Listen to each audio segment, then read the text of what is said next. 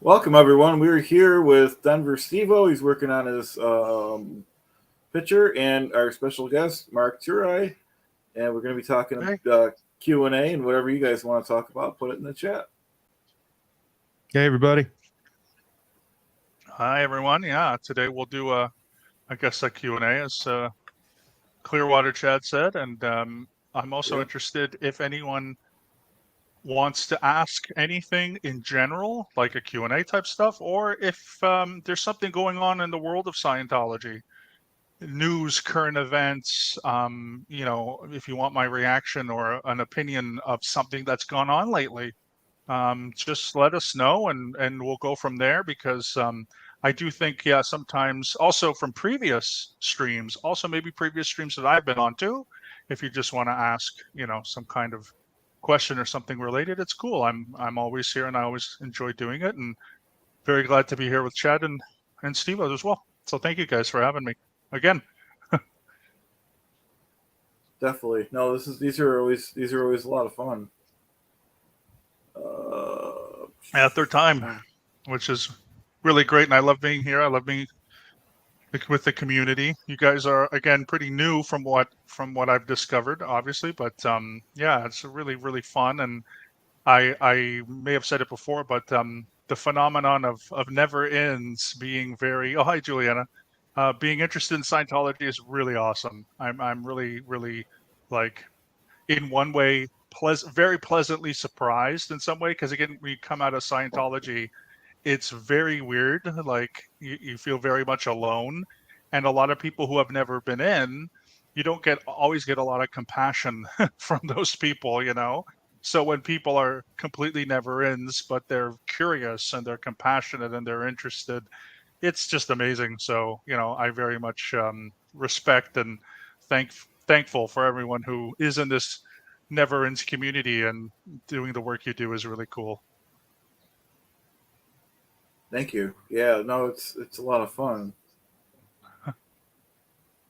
Oh, speaking of the SPTV, Hmm. Stevo has a new merch store.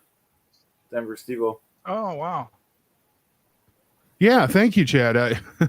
I do. So yeah, if everybody not if you're on my channel right now, you'll see the little, you should see the little drop bar, or the little, whatever they call it, the shelf Marilyn. that's got a few things. Hey, Marilyn.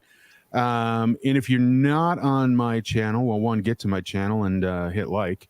Uh, but two, you can go to, I'll get the address up here so you guys can go to the site. There's there's clothing, there's accessories, a whole bunch of stuff. Launched it last night. I was planning on launching it on Monday during the after show, but it just all came together so easily. It wasn't easy. It obviously took a bit of time. But it all came together right at kind of a great culmination point. So I just decided, let's open it up last night. And we've already got some fantastic sales on there. That's exciting. And my promotion here for the launch is the first 50 transactions will get 15% off of all merchandise. So whatever you go in there and purchase, 15% off. But you have to be one of the first 50 transactions on the site, and there've already been a couple. So Wow. that's my big promotion. Everything from a great OSA line to the Xenu Nation line. We've got some fun stuff, and I'm always open to more ideas. Sometimes we've already discovered things like Fourth Wall doesn't have dog products, and dog chew toys and things like that, which people want. But if it's something that I can get through Fourth Wall and something I can sell through Fourth Wall, I absolutely will. And I've got one that I haven't launched yet, but I'm going to launch it specifically, this product, on Monday night in conjunction with the after show and Sleeping with Stevo. So I'm excited for that. But yeah, swing on over. You'll see it. You'll see the shelf. And then I'll get the actual address to get you whatever to the full page. But if you click on one of the shirts or one of the things you see on the shelf, it'll actually take you to a spot where you can get to the entire site. Just you go browse all items. So anyway, that's my long-winded promotion for the merch store. It's exciting. I'm pumped for it. I think there's some cool stuff. Swing on over, check it out. Anyway, back to the story. No, that is great, and I have to say it just happened, so I didn't get a chance to check out either, but I definitely will. Yeah, the mugs and the t-shirts are hot sellers. I'll just say that. So wow. Swing on over where exactly, Jeff? If you're on if you're at Denver Stevo right now, you should see what they call a shelf, which is down under Mark and under our pictures. You should see this little row of merchandise. Click on any one of those merchandise items, and it'll take you to that item at my merch store. But up at the top, you'll see something like view all items or browse all items or something to that effect. And then that'll take you into the full store. And yes, I will make sure that the address is up. I just have to, do a quick cut and paste here, and it'll be, we'll post it in a sec. So. Excellent. Very good. And before we get going, Mark, I don't want to forget to mention the document that you were in. What was it again? Yeah, so I did a podcast with Rachel Bernstein, who is a therapist. She's sort of I guess you could say like an ex-cult therapist, or also, involved in like family therapy and deals with sort of narcissistic personalities. And she's a friend. She's really, really great. So she has a podcast called Indoctrination, which is like an award-winning podcast. And I was on there, very recently. And I really like to plug that because we talked a lot about, how I got into Scientology, but just also some of the things that I've learned after, 15 years of leaving. You do get a lot of perspective. So certain things that I've learned about that, sort of psychologically speaking, and certain things that have helped me along the way. Also how my parents dealt with, what they were involved or not involved with when I was in Scientology, what they did or didn't do. And so I think for people that may be interested, who may have a family member, a friend, or even just having a general interest in this space, it's Indoctrination with Rachel Bernstein. And her podcast is basically everywhere. You can find it on YouTube, Spotify, iHeartRadio, Apple Podcasts, basically all over the place. She also has a website. So I would really, really, really love if, you go over there and listen to it. And also in general, if you give her, on iTunes or whatever rating service that you have, if you give her, 5 stars, a thumbs up, that would be great too. So I'm really, really, really thankful for her, just as I am for the whole community, being able to, express my story and also talk about the things that I've learned in from Scientology and out of Scientology. And I hope you enjoy if you do go over there and listen. And thank you again. I don't have YouTube. I don't really do social media too much. So when I do podcasts and so forth like that, it's my way of promoting. So again, very appreciative, and hope you enjoy. Hope you enjoy the podcast. That's great. Yeah, we'll definitely look for that. Yeah. And before we get going, everyone, I just want to say that we're bringing back, by popular demand, I stopped doing the pre-show the day we did the Mike Render-a-thon because I needed some sleep. And I just never thought about it since. But people have been asking me about it. So we do have one scheduled for this Monday, 2 hours before, just like it used to be before the main show, be 5 o'clock Clearwater time. If any of the viewers want to be in it, preferably someone that's at least thinking about starting a channel or wants to do an arts and craft, but really anyone's welcome. Just email me, and you don't have to stay the whole time. You can say hi. You can stay 10 minutes. Just email me. It's always fun. So, like I said, we're gonna be doing that again starting this Monday.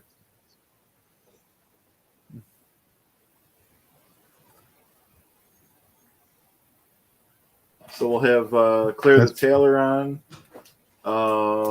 Cindy cool. from Sinful Foods. Yep. Poet, of course, will be on, and Terry. So some of the regulars and some new people. So it should be fun.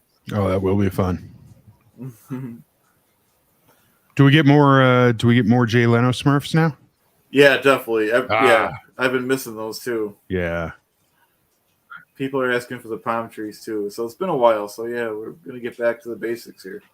Yeah, no, the palm trees were that was the first thing. Yep. Yeah, you and Chaz making the palm trees. That was fantastic. Thanks. I like those because it kind of goes with the Clearwater theme. Absolutely. Hey, just to be just to be a jerk and to sidetrack things, not to be a jerk, I'm kidding. Maybe I missed this before, Chad. Do you have a new mic? Yeah, I just got it from Best Buy. Nice. I just noticed that there. Very Thanks. cool. Yay. Yeah, we're stepping up the game over here, all the channels. That's right. Very cool. Thanks. Appreciate it. As the wonderful number 5 in letter A says, don't forget to smash that like button. In fact, smash all those like buttons, folks. I think are we up on Marilyn's channel too? I think we are. Yeah, aren't we? yeah. I told her to keep. Yeah. So we're up. Chad's channel, Marilyn's channel, my channel here, Julie's secret channel that she doesn't tell anybody about. So smash those like buttons, swing on over, get them all. You know how it is. As the routine, as the algorithm is. Like buttons, interaction through the chat, throwing comments in after the chat is over in the actual, left-hand side, the comment section. I know if you're on your phone, it's under, but the comments section, not the chat section. And then what's the other one? I missed one. Oh, and watching until the very end. Those are all things that make the algorithm happy and draw attention to our channels and bring us up and bring attention up to those who may not be part of the this SPTV family that we have. So do it everybody. I can say that when my face is not on screen. Do it. But yeah, so I know we're looking for questions here. Please, if you got any, if you have any questions for Mark, who is a wealth of Scientology and religious and historical knowledge, please dump those in. There was a great one I saw and I lost it, and I apologize. So I'm trying to find it again, and this is probably one that I won't talk about it if I can't find it, because if I can't find it, then this is the one I highlighted, Steve-O? What, the one that's up right now, Tiff? Yeah. No, but that's a great one too. Hi, Tiff. I didn't know if you've seen it. No, Tiff 45. Always glad to have you here on a Saturday afternoon. Welcome. Tiff's a longtime viewer. Yep. No, we love Tiff. So no, great question to Mark. What are you fed for meals inside what are you fed for meals inside the organization other than the token beans and rice? Yeah. Well, again, you have to understand when you're on staff in a Scientology organization, there's staff members of what are called Class 5 churches. That's what I was. Then there's the Sea organization, which they say is like a fraternal order, and you basically get room and board for the most part. So if we go with the Sea Org, I was never in the Sea Org, but of course we have a lot of mutual friends who were in the Sea Org, like Aaron Smith Levin, and many people like I know Mark and Claire Headley. And so they generally eat stuff like rice and beans. And rice and beans is kind of basically just saying next to nothing, stuff that's cheap. Okay, it's the cheapest probably food you can get is rice and beans. So that's what they cook. That's what the Sea Org cook for the staff of the Sea Org generally.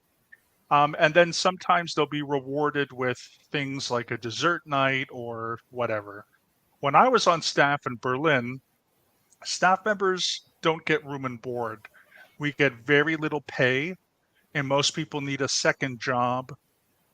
And I was basically working a Sea Org schedule, which is like 90 plus hours a week, but not getting room or board. Okay.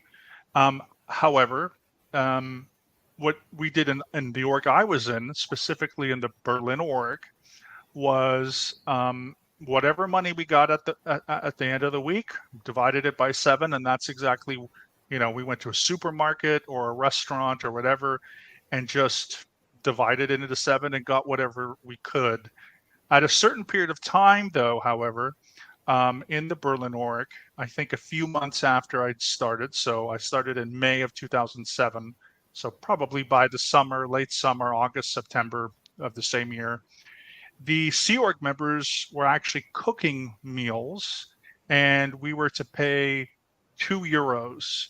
And the meals that they cooked were really bad. It was mostly, again, like cheap meats, cheap pastas, and a lot of times it was undercooked. So I've told this story before, but when the org was providing the meals, one of the first meals they cooked was liver, cow's liver, beef liver. And I personally am not a fan of liver. I don't like the taste of it. It's something that kind of revolts me, and which is interesting because I love every food. It's just there's like 2 or 3 I don't like. And because we had a lot of Hungarian Sea Org members, they made schnitzel essentially out of liver. So, schnitzel is eggs and breadcrumbs, and you fry it in the pan, and very thin. And I guess it was undercooked because I actually ate a couple of servings and then threw up. Okay. And then proceeded to eat more because people were buying for their €2 and they were taking a couple tastes and they didn't like it. And so I ate like my own portion and a couple of staff members' portion, retreated to the restroom, and then came back and ate more. And it was like that. And then they would make pasta with cream sauces and any kind of just cheap meat, cheap dry food, vegetables, a lot of potatoes because those are cheap. Nothing very nutritious. I can't tell you that there was a lot of, one of the things I knew when I got back, see my doctor, and she told me that I had a problem with having a lack of calcium in my diet. So really nothing nutritious, just what is the cheapest thing I can get my hands on for the cheapest cost, and eating maybe once a day. I would eat maybe lunch. I think I did that for at least 6 months, if not more. And so again, if we're looking at a Sea Org, at least they get food. It's not great food, but when you're a staff member, you have to buy your food, and that's always a problem. In addition to that, just the sort of the final thing is that these Class 5 orgs, at least in Berlin, had a small cafeteria, I guess we would call it, or like a snack bar.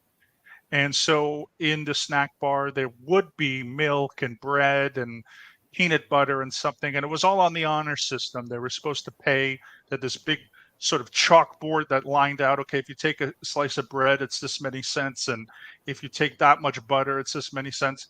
And really, like, a starving staff on an honor system is just, what are they going to do? And I don't blame anybody for the fact that, people stole, right, granola bars and whatever, but it was out of necessity. And so we had lost thousands of euros. The org had literally lost thousands of euros within the first year, due to the fact that people on the honor system had abused it. But again, I wouldn't even say it was like that. It was it was people who were starving who would walk into their snack bar and take what they could. So it's difficult when there's nothing provided, no food provided, especially on staff. But even when you're in the Sea Org, it's not like, you're getting filet mignon and lobster every night. That doesn't happen. Right. Every once in a while, if something good happens, then you might get some takeout from someplace. But it's really very a hard life, and you really only eat, again, whatever you can get your hands on. It's very sad, I will say. Wow. Right. Yeah, it's always strange. I mean, Yeah. it's the What's the analogy that I'm trying to think of? It's that Jean Valjean story, right? That Les Mis story that I steal a loaf of bread because I'm starving, and I'm punished for it, or we're punished for it, and that's I mean, when you're put in that awkward and abusive situation, I mean, and then are kind of forced to figure out how to survive through it, and then are in some way punished for doing that. Yeah, and people need to eat. Now, I'll tell you one thing that I learned when I was a small child, and I just actually got back from there. I was just in the past week in a city of Skopje in North Macedonia, and that was my second time there. The first time there was in the late 80s, and it was kind of going through some rough times as Yugoslavia itself was kind of collapsing, and there were times where food was scarce. Luckily, even at that time, we had some food scarcity issues. We still ate, we still found a way to eat. But in Berlin, that's when things like I just didn't eat for days and whatever. The one thing that I think is, I don't know if I want to say the word comforting because it's weird. It's a negative comforting situation, is that pretty much biologically speaking, when individuals and people as a whole, when we don't get food, um, I would say I know for a fact that like that's the reaction of our bodies physiologically is very similar. I mean, the lack of nutrients, the lack of protein and carbohydrates, um, the human brain, relies on that. Your muscles rely on that. Your organs rely on all that. So you start a deterioration process, and pretty much everybody, no matter who you are, it sort of reminds me of like genetics. Like we're all related, so racism is BS. It's like no matter who you are, if you just starve someone for a couple days, the symptoms are pretty much the same. It's like a great equalizer against race and class and whatever. Like it's like it undercuts all that because we all starve the same way. I guess that's comforting, maybe in an effed up way. I think it is, but your brain starts to deteriorate, and really all you think about is food and eating, and going to bed hungry is really bad, and the pain, like hunger pains, and it's just awful. So I learned that in Berlin. I didn't think I would learn that in Berlin, but I learned that in Berlin, that looking at the staff members and having and seeing them experience the same kind of thing. We were all going through the same symptoms, regardless of what language we spoke, regardless of who we were and where we came from or what we believed in. Like in the end, we all need these, Maslow's hierarchy of needs, and food is one of them, obviously. And it's just, I don't know, comfort. I don't know if comforting is even the word, but it sort of spoke to me like, okay, well, we're all kind of, we're all animals and we need these nutrients, and there's a purpose for this somehow, through biology or whatever.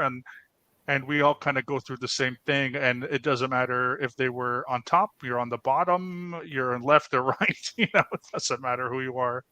Starvation and hunger really emulates the same way throughout individuals. And so that was something, again, that I learned. And I didn't think I would learn that. I didn't think that that was going to be a lesson when I joined staff.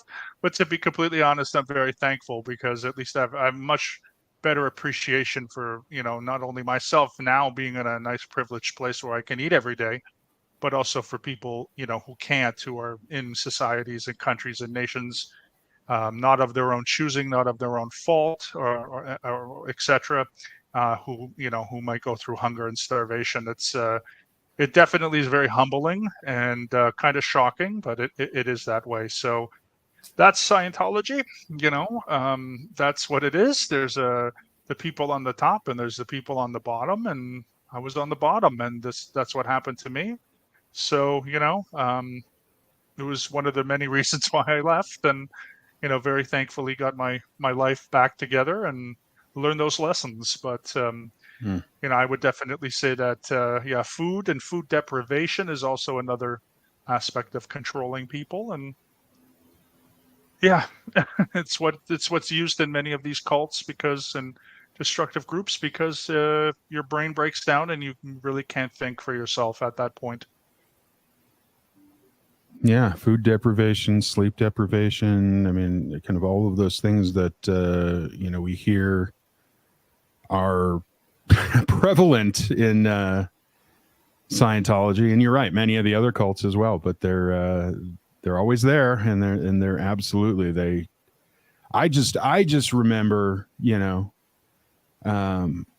this is in no way. I'm in no way trying to compare this to a cult by any means, but back in college, you stay up late, and then all of a sudden you're just kind of in that jello mold state of mind, right? Because you're, whether you're staying up late to study, whether you're staying up late to party, whether you're staying up late to do all of those things, and just to make sure that you have a life beyond school, and then you have this jello mind, and are very susceptible to a lot of I don't know, weird stuff. And that's, in that respect, I think a lot of the stuff that you end up being susceptible for, that's very unstructured, very unplanned. But when you go into as I've learned here, when you get into a cult scenario, there are people that have structured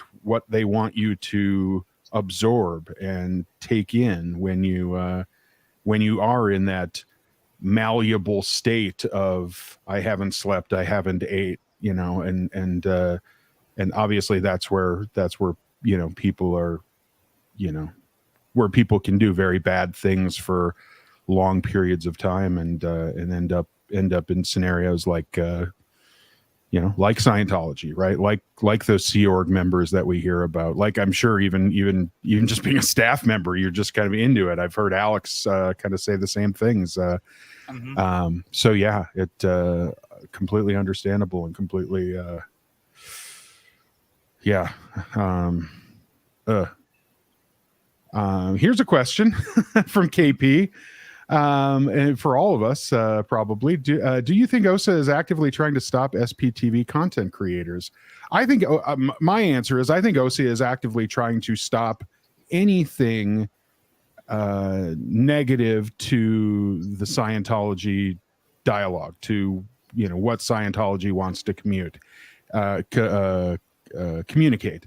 And that includes SPTV content creators. I think there's a lot of, and even from me being a very small channel, never in that, probably a lot of, I don't have the following of the Aarons or the Marks or the Mikes, some of the bigger channels out there. And I can, I think I see it out there for sure. Now, to what extent, I don't know. I have suspicions. I think there are things that look to be OSA related, but I don't know. I am a never in. I don't know OSA, so I can only make assumptions as to, well, that looks pretty well thought out, well planned, that looks like kind of like it should be, not like it should be. That looks like it's an attack, but I can never definitively say, oh, that's absolutely OSA. That's their playbook. I only know what I know about OSA from what I've learned from everybody else. Now, if you ask an Aaron, if you ask a Mike, if you ask an Amy Scobie, I'm sure their answer will be different. I'm sure their answer will be the same as far as, yes, actively trying to stop content creators, but I'm sure as far as their definitiveness as to, oh, that's OSA or that's not OSA, that's not really a following of their playbook, they're going to be more clear on what those things are. But as far as the general answer, do I think they are? Absolutely, I think they are, and I think they're present right now. They're probably in our chat right now watching us to, Hi, OSA. Hey, you smell like poo. How you doing? Good to see you. Love you. Buy some of my OSA Smells Like Poo merch at denverstevo-shop.fourthwall.com. You'll love it. Get some for Davey. He'll love it too. So, and thanks to John Sostowski, who pointed me in the direction of a very tiny, I think he's going to be about that tall, very tiny Keebler elf / David Miscavige. So I'm looking forward to that coming in the mail very soon. Anyway, that's my answer. Mark and Chad, what do you think about OSA actively trying to stop SPTV content creators? I mean, the short answer to the question is yes. The long answer would be how they do it. So the OSA, again, is sort of, that's the international thing. I remember, again, being on staff. Every classified org has something called the DSA, which is the Director of Special Affairs. And whenever anything was printed that was negative in Berlin about Tom Cruise or Scientology, there was always someone who would be writing letters or emails to a publication, a magazine, a newspaper, a television show, and basically giving statements about how wonderful Scientology is. So yeah, again, how do they do it? Well, I remember way back in the day after I did my very, very, very first interview when I left the Church of Scientology, which was in like February of 2009 or January 2009. And I did this interview with Mark Bunker. And I had never really done anything on YouTube. I'd never been on YouTube. And so after Mark posted the interview, I had felt that I had some regrets about things that I was saying because, whatever. It's the first time I did an interview. And I remember going through the chat and thinking, like, there definitely are comments that were meant to, like, scare me or meant to give me anxiety. And it would be things like, I had a mask on. So it would be like, well, I know I would know who this person was without his mask. Why is this person like? There's a certain tone where they sort of they kind of want to scare you in a sense. So if you ever come across like a I don't know, if you ever come across a video through our SBTV community that has one of two things, either they're trying to take attention off of the subject. Okay, so if I don't know, if it's a video that Aaron does or we do or whatever about the child abuse in Scientology, it'll be like something so completely different, or it'll be boasting about Scientology. That's one way. And the second thing is like if it's kind of antagonistic, like if someone's trying to be anonymous, but there's posts about, oh yeah, I know this guy, I know who they are, this kind of thing. If it's anxiety inducing or if it's a deflection, usually that's OSA. And then of course, there are people in the Sea Org who work for the Office of Special Affairs. They are public relations officers, and it is their job to watch our content and to make notes, and in some cases make transcripts to send it up lines to David Miscavige, who probably doesn't sit and read and whatever everything, but they want to know what people are saying about Scientology in order to create a public relations thing, which again means to distract or to sort of make the critics kind of scared. So that way that we'll stop talking. And at this point, there's so much content on SBTV, I can't even imagine like they would be able to keep up with it. And so in the future, maybe they'll just give up, or maybe they'll be selective on which content creators they're going to focus on. But I don't know that, I don't know that for sure, but definitely they lurk, definitely they troll, definitely they distract. It's all what we learned on staff on, how to make Scientology's image look better, how to deal with critics. There's things called dead agenting. So yeah, they're definitely here. They're definitely on it, but I don't think they'll be very successful at all, Oh, hey, Marcus. Hey, welcome. Marcus, hey. You hear me all right? Yeah. Absolutely. Yeah, thanks for joining us. Yeah, no problem. I know there's a lag between the stream and what was going on, so I was watching. So now I'm probably a couple, 10 to 30 seconds behind. So it's okay. No, y'all keep talking. I'll jump in whenever. Yeah, I know. Just again, Chad, if you have any thoughts, just because again, it's I do. The short answer is yes, the long answer. Yep. Yeah. And Hey, then Mark. we'll get Marcus's opinion. Hey, Chad. But hey, Marcus, Steve. great to see you. Great Marcus. to have you. No, I think Mark Headley said it best in general terms about their tactics. He's like, well, they're not doing nothing over there. You know, they're doing something. You know, they're at something. We just don't know what. You know, Oh, what they're OSA. doing. Okay, yeah, that's Yep. what y'all were talking about. And yeah. that's all I wanted to interject with. What do you think, Marcus? Well, I know that there's, employee things. Hubbard liked to, talk about in the lectures a lot of different historical figures and what they, and their successful actions and whatnot.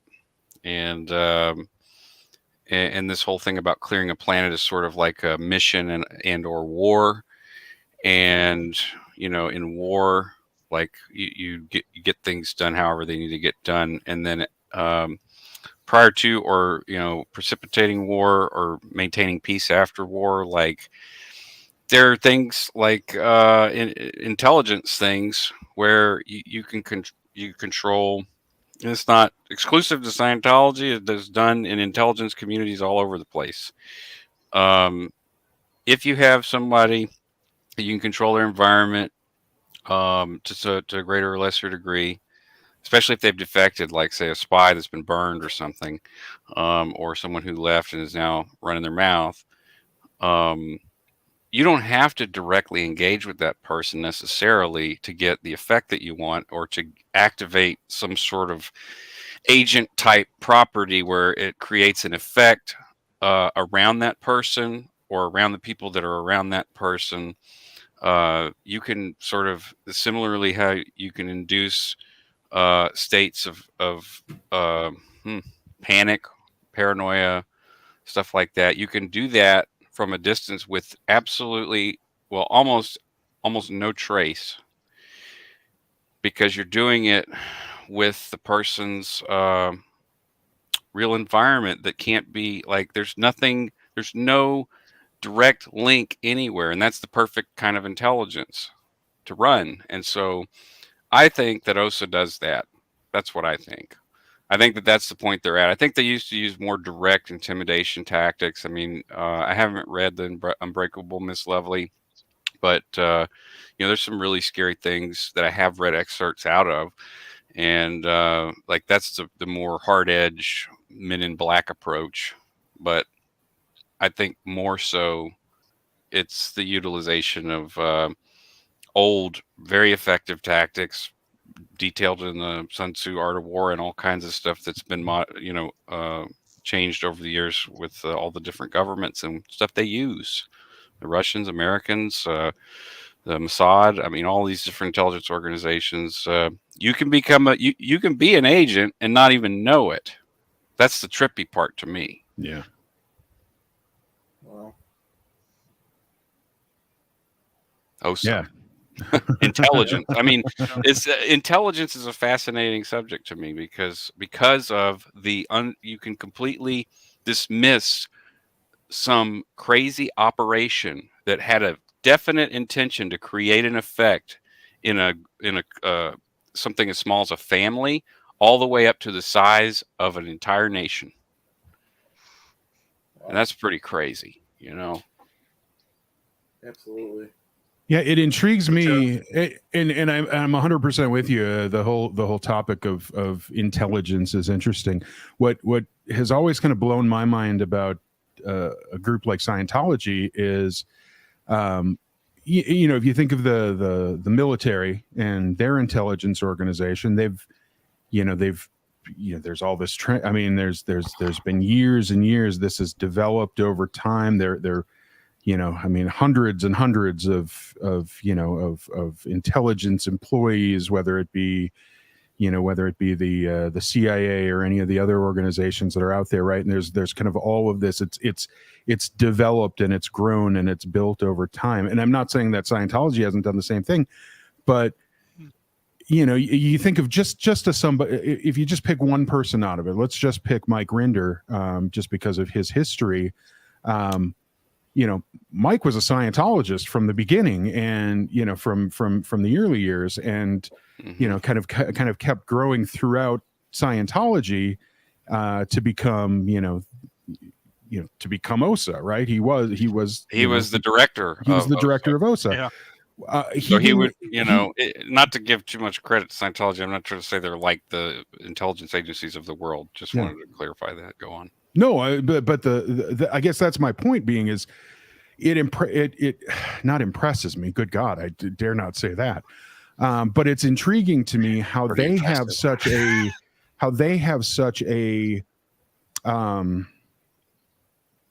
They have a relatively, they have a pretty good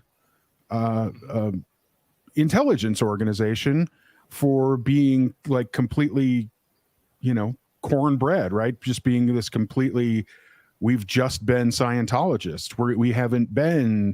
We haven't learned specifically. We haven't gone through all of the military, whatever intelligence training courses and all of that. We just had, it all kind of started stuff. Yeah. I game with some guys that, are retired military, and I was shocked. I don't know why, but, over years of playing with this community, I was shocked to find we had so much in common when it came to strategy and stuff in video games. And it came from their S2 training or their S3 training, which is S2 is intelligence. S2 is intel. Yeah. And S3 is operations. So the parallels, because I play with these guys for years, and I was speaking about Scientology on my channel back then, and they were like, "Man, you really ought to not do that. That's probably a bad idea." Because I've heard Scientology's crazy and they go after you and stuff. And I was like, "Don't worry about it. Don't worry about it." And but yeah, like there's a whole lot of parallels in S2 and S3. I wouldn't say, well, I just don't know. And that's the thing about intelligence. You just don't know. Yeah. You won't ever really know if it's done properly. You won't know. You just can't. Yep. That's the whole point of it. So, and there are plenty of call them operators or call them divisions or whatever that effectively carry out intelligence programs all of the time. So when it comes to Scientology and OSA, I just think that that they play that game, and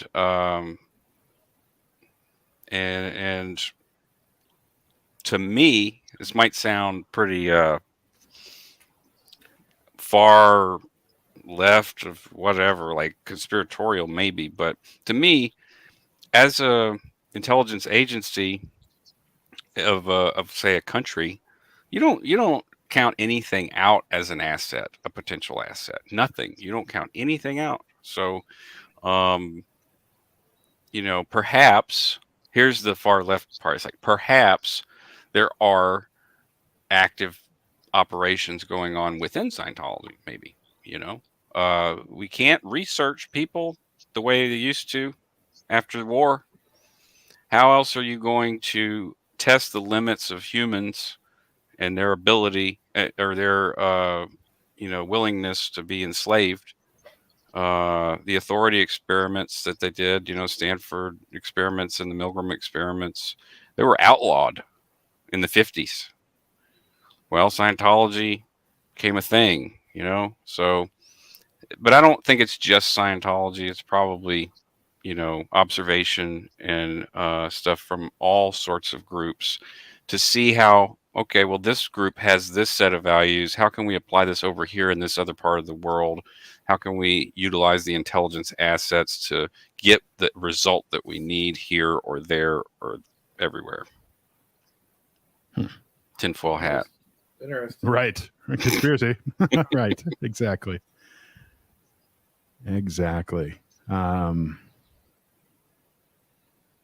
That's a recipe for paranoia right there. Yeah, Julie.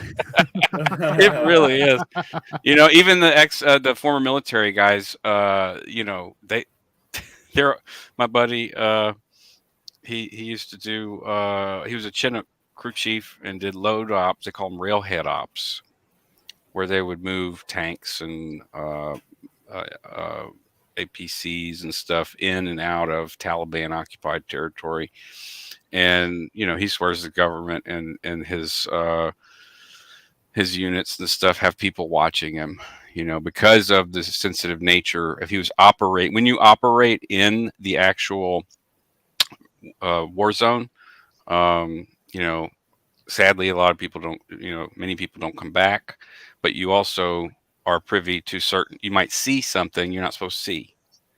And he saw a lot of people that go to war see things they're not supposed to see. Duh, right? You don't want to see a baby's head blown off.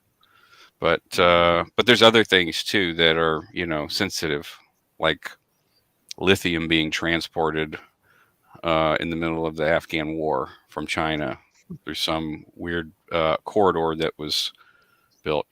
Like, this is something that my friend told me. He's like, man, there was lithium coming like crazy through this village, and I was being told that we were fighting this war and trying to stop the opium trade or something, some BS line. So he contends that a lot of that was for lithium, because to reduce the costs of making devices here, or providing the lithium for China to make the devices instead of paying the cost outright, because they have their own lithium that they'll sell. Is that true or not? I don't know, but dude says he saw a bunch of lithium. So it's all for batteries. Paranoia, yeah. Right. He has paranoia because he knows that, and he's not supposed to know that, I guess. And that's why I'm not an undercover operative. That's the only reason, folks. Hey, Julia did mention Unbreakable Miss Lovely is a fantastic book. Scary things they've done to I've read about a lot of them before the book came out, Right.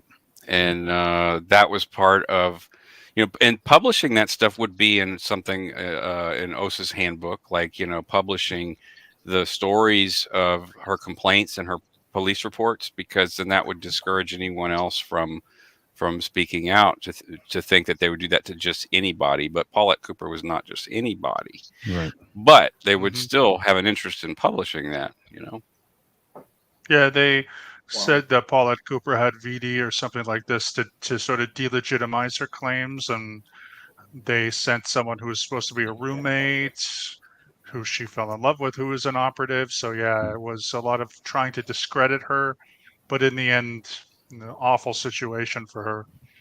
And the book is really, really great. It's amazing. Yeah.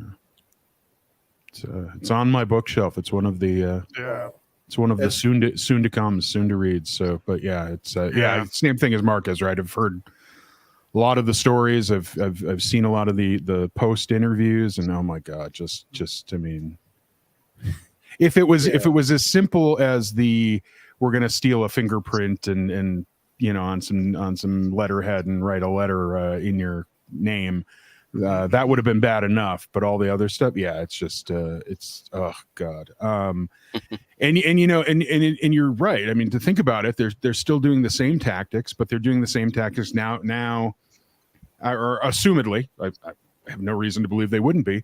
But doing the same tactics now, they have to do the same tactics in a much more electronic world. So how do you do that? How do you follow? Yeah, everyone's got a phone. Everyone's got a video camera device. So it started with really becoming glaringly apparent whenever Marty left, and Marty was just like fucking cell phone everywhere. And to document it, because these the squirrel busters were they were at his house every day. They were trespassing. They were getting in his face with their finger in his face and harassing his wife. And it turned into what it did. The result is what it is. Yep. You feel about it however you feel about it, but the truth is that it was so interruptive and so just he couldn't have a family. They were that up his ass, pardon my français, that, you know, I can't judge.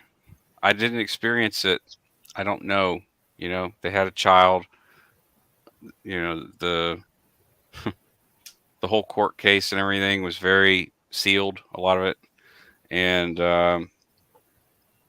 but that's the links that they used to go to, and I don't see that as much anymore. I was followed when I started talking about writing a book, and and there was two people who would drive down the road in shifts. And they would do it every other week, so every month, the first week of the month and the third week of the month, or the second week of the month and the fourth week of the month, they would have a schedule where they'd come down the dead end road and go around. It's a dead end road, and it had a little loop at the end, and they just drive by.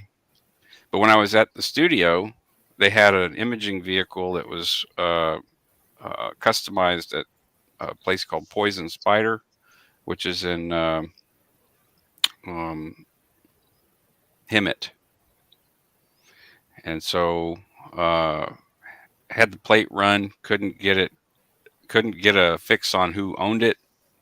It was a blacked out Jeep with suction cups on the side, each side, and this model Jeep has very big windows. Most Jeeps have big windows, so they had the suction cups on the window and an imaging camera, you know, so to take pictures. And then on the back there was also an inset, like fancy looking black glass camera. It had a little light on it. It was like part of the backup camera, but it was way bigger. It was more than just a backup camera. And that particular fleet vehicle has been seen in my hometown since 2018 and all the way up to Hurricane Laura. Yeah. So on and off, but you know, that's about the extent that I can't even prove that that's them, right? So again, back to the intelligence, you just don't know. You can't know.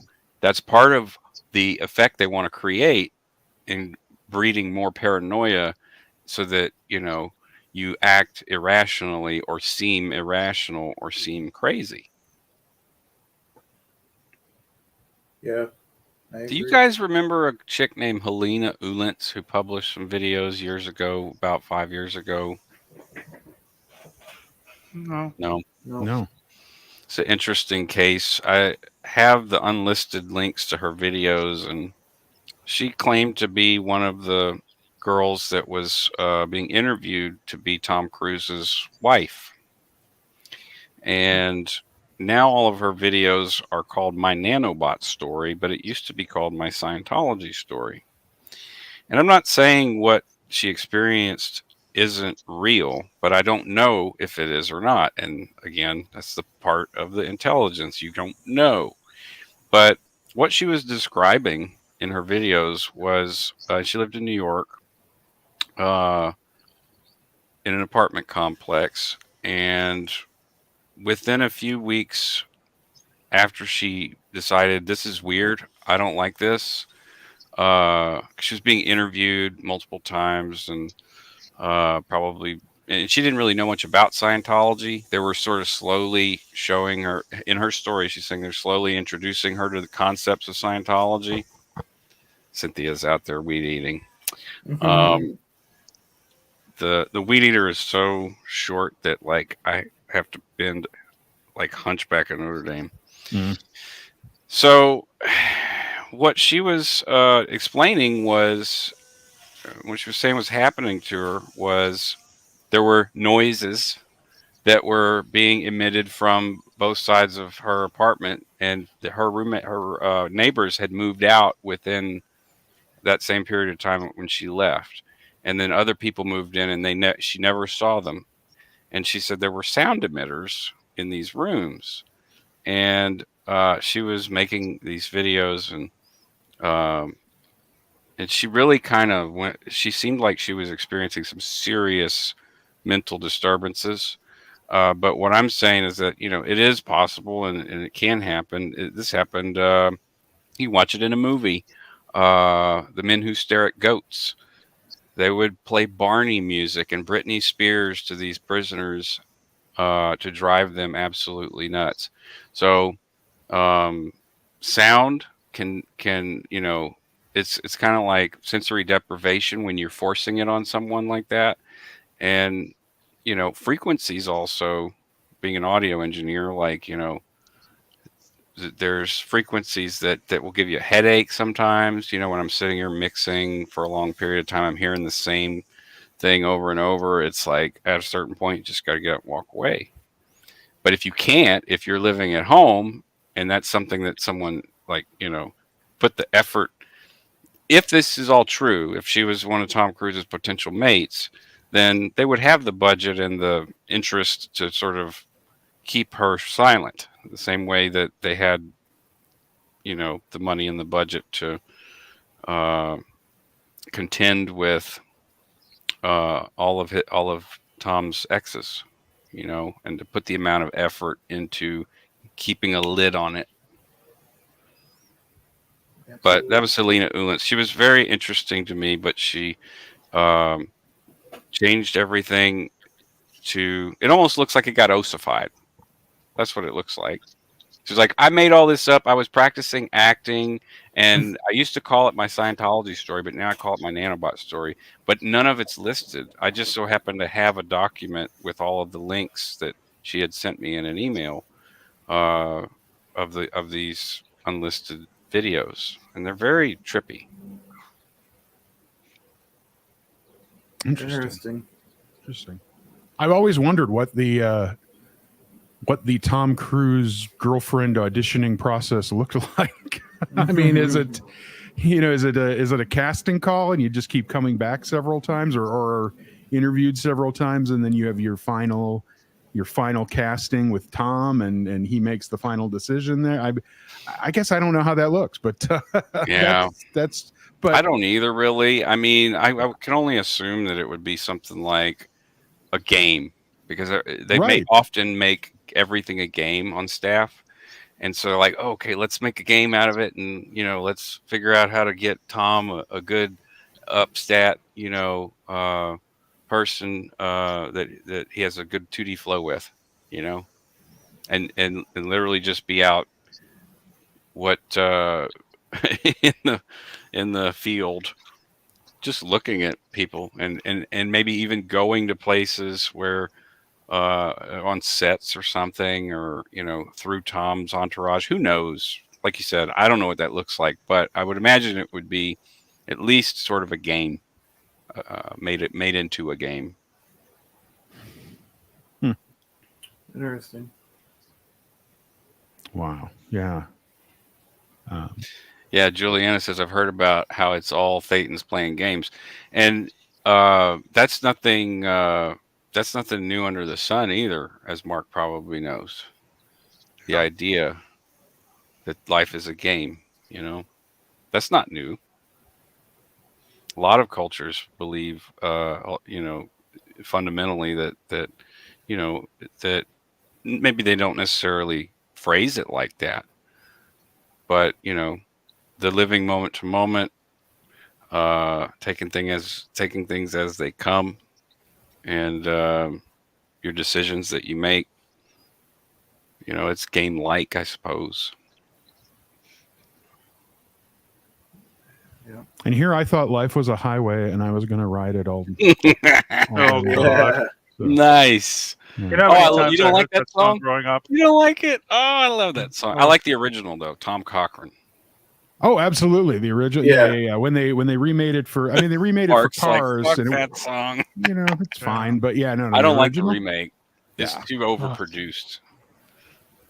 Yeah, no, I would agree with you. The original, 100% better. Even though when it came out, Tom Cochran, I would watch it on MTV, and I was like, God, this guy's lame. He's just stomping on a rock, blowing into his harp, half-ass. But you know what? I'd prefer that than the remake they made. Yeah, Mm-hmm. yeah. Tatiana, and Tatiana, forgive me if this was not intended for the group or if this was an internal conversation in here. In Britain, there were deep cover operatives spying on environmentalists. In one case, they started a family with a subject and had kids. Yeah, Imagine that, Petra. Wow. This is exactly what I was saying. There is nothing that's not an asset. Nothing. Yeah. Yeah. I know the CIA, I think they infiltrated the Black Panthers as well. They infiltrated a lot of places, like any kind of stuff. There were all kinds. Actually, I just reminded myself. There's an incredibly underrated, really great movie called Imperium with Daniel Radcliffe and Tony Collette, and it's about Daniel Radcliffe who infiltrates a white supremacist group, a neo-Nazi white supremacist group, way under the radar. It's a few years old, but it is one of those things where he goes in to be undercover, and then That's Harry Potter, right? The guy who played Harry Potter, exactly, Daniel Radcliffe. So he goes in, and there's supposed to be this big event that's going to happen, and he tries to take them down. But that happens all the time too. I mean, they infiltrate anything that's on like the Southern Poverty Law Center's hate groups. There's probably been some kind of infiltration with militias, with terrorist organizations. I mean, those are big ones too. FBI will send in, people of Muslim background who speak Arabic into mosques to see if there's any, thing going on there. But yeah, they definitely have done a lot of them, and they're very interesting books that have been made on that and so forth. During the Cold War, there was a lot of infiltration in communist groups and whatnot, and just fascinating. I find it fascinating being from Scientology, just how someone who's from an outside goes into one of these groups, infiltrates them, kind of gets all this knowledge, and then how they have their two personalities, because they have the personality of being in the group, and then they have to go home at the end of the day, and some of them would go home to a regular normal family, and then during the day they'd be in this particular group, and to divorce themselves with that is I find it quite interesting. It's a lot of mental gymnastics. Yeah. Oh yeah. Yes. And there have been people, journalists that have infiltrated Scientology, like someone mentioned before. So someone that I met a long time ago was a journalist named Mark Ebner. And Mark Ebner wrote a book about, or actually wrote for Spy Magazine. He wrote a large article. He had infiltrated Scientology as a journalist. And he would say that after he would do an entire day of Scientology, he would drive to the California desert and blast gangster rap music just to decompress all the stuff that he was learning, and then go back the next day. And so Janet Reitman is another one. I mean, we can go on and on, but I think that, that fascinates me, the duality of these two personalities that you have to kind of make up. So. Wow. Yeah. Couldn't contemplate having to do that every day. No, I'd say it's probably a once in a lifetime. You only want to do it once. Yeah. Because it's like you look in a mirror, you just take a hammer and shatter it, and then pick up all the pieces, and now it's a mirror puzzle you put back together. Your cartels and there's all that stuff. Yeah, I love all those movies about that. Yeah. Just getting infiltrated. So sick stuff, man. Like that we don't even know we're involved with as paying tax-paying citizens. It's like what we're funding, and as they say, need to know, right? It's on a need to know basis. Wow. Yeah. Absolutely. Selena asks, is this chat the cool one out of the three? Absolutely it is. I didn't know there were two other ones going on right now. So I didn't either. I had no idea. That's how cool we are, is we're above them. So sorry if you're anybody that I respect. We are the homo novus of the chats. It's a little inside Scientology for you. Homo novus, the new man. Nice. The Ubermensch. Yeah, it's really that. Word, for an OT. Yeah, it's Nazi shit. Oh yeah, for sure. Yeah, this is great. Julie said that she likes those things in fiction, like in movies, probably, like I do. And like you said, Mark, you like watching stuff like the Daniel Radcliffe thing, Mhm. but don't like to Great think. She movie. hates to think about it in real life, even though she knows it exists. And that's the thing. It's like course. it does exist. Right. It does exist, Yeah. plural, Yeah. It all over. exists. It's Yeah, fucked. even when it's a movie based on real events, it's a movie. There's Yeah. that separation. Yeah. There's I'm looking at Daniel Radcliffe. Oh, I'm looking at somebody, an actor that I know. And then you can more easily remove that from the fact that no, Those people this aren't real. It's Yeah, the people that died during the movie, the people that were murdered, the people that were extorted and blackmailed and all that. They're not real. It's a So it's a movie. hell of a lot easier to digest than thinking, holy shit, that happened. Like there's a person in my hometown in this city and Right. connected to that person that actually that's why they died. Oh my God. Yeah. You know, fucking, it's a mind fuck. NSA, OSA, intelligence is what it really comes down to, and probably the scariest thing man ever encountered in the forest was another intelligent human being. That's the most dangerous thing you can come across. Yeah. True. Very true. Jeff brought up the internet and camera phone have become a big thorn in COS's side. They can't get away with things much anymore with the he said, she said, it's all a lie. True, but they find ways. And, and that's the trick, right? Is okay, now this thing is here. They have to, and intelligence in general has to develop and progress to meet the new technology, to be able to find a way to get past the he said, she said, or whatever, the hey, look, it's recorded on camera now. And I think there's without getting political, we see in the world there are people who will just deny science is a lie, the earth is flat, blah blah blah, these things, right? And when you have some of that training like Scientology has, that whatever that I'm imagining Jeff Hawkins' wife yelling at Louis Theroux, and she's so convinced that they're not allowed to be in that spot because of the road closed sign, even though he's got a permit. Yeah. And, that whole type of thing, right? She's so convinced. She's she's in the wrong. They had a permit from the county or whoever gave them the permit. They were in the right. She was in the wrong, but she was so, blah, blah, blah. You can do that online now. You can get online. You can have a channel. You can have a whatever. And if you just yell to the mountaintops, this is a lie, this is a lie, this is a lie, people are going to believe you. And people are going to follow that storyline and go, yeah, that's a lie. Okay. And whatever, right? And it's called the truth effect.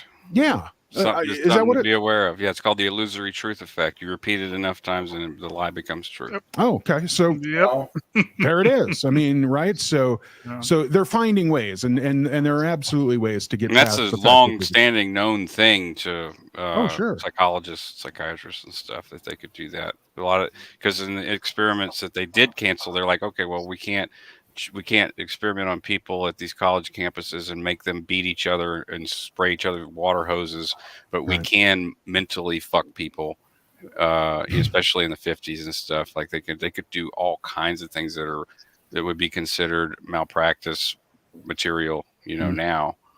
I mean, the Unabomber was subjected to quite a bit of that. I forget what university it was, but there was a professor there that was enrolled and had funding from the federal government to do specific types of research. And this was the late 50s, early 60s or something like that. And this guy would challenge his opinion, his views so hard, and what it reminded me of was like high intensity interrogative like sessions, where you're trying to sort of like get someone to well, it's actually not that different than like some auditors when they or ethics officers when they're handling someone on their overts and withholds, where they get you to rewrite. No, that wasn't quite it. That wasn't the full. We need the full TPFE, which means time, place, form, and event. And until you're almost, for me, I was almost just guessing in the dark, like, what the fuck could you want me to write? But that's part of the process too. That's part of the process of being confused enough and inducing, delirium and confusion, along with the sleep deprivation, sensory deprivation, and food deprivation. And so you put someone in an interrogative situation like that. It's not unlike inhumane prison practices. Like it may not get to the extremes of something like what was that prison that got a lot of attention? Guantanamo Bay. Mm-hmm. Yeah. Yeah. I'm not putting it on order of magnitude physically like that, but mentally, absolutely. So it's the government did programs like that through universities at one point in time, and then the APA was like, "Hey, this is not ethical. Stop doing this." But they kept doing it probably, and they were still doing it in probably black programs and stuff. But it's not healthy for the society because it produces people who do tremendously horrible things.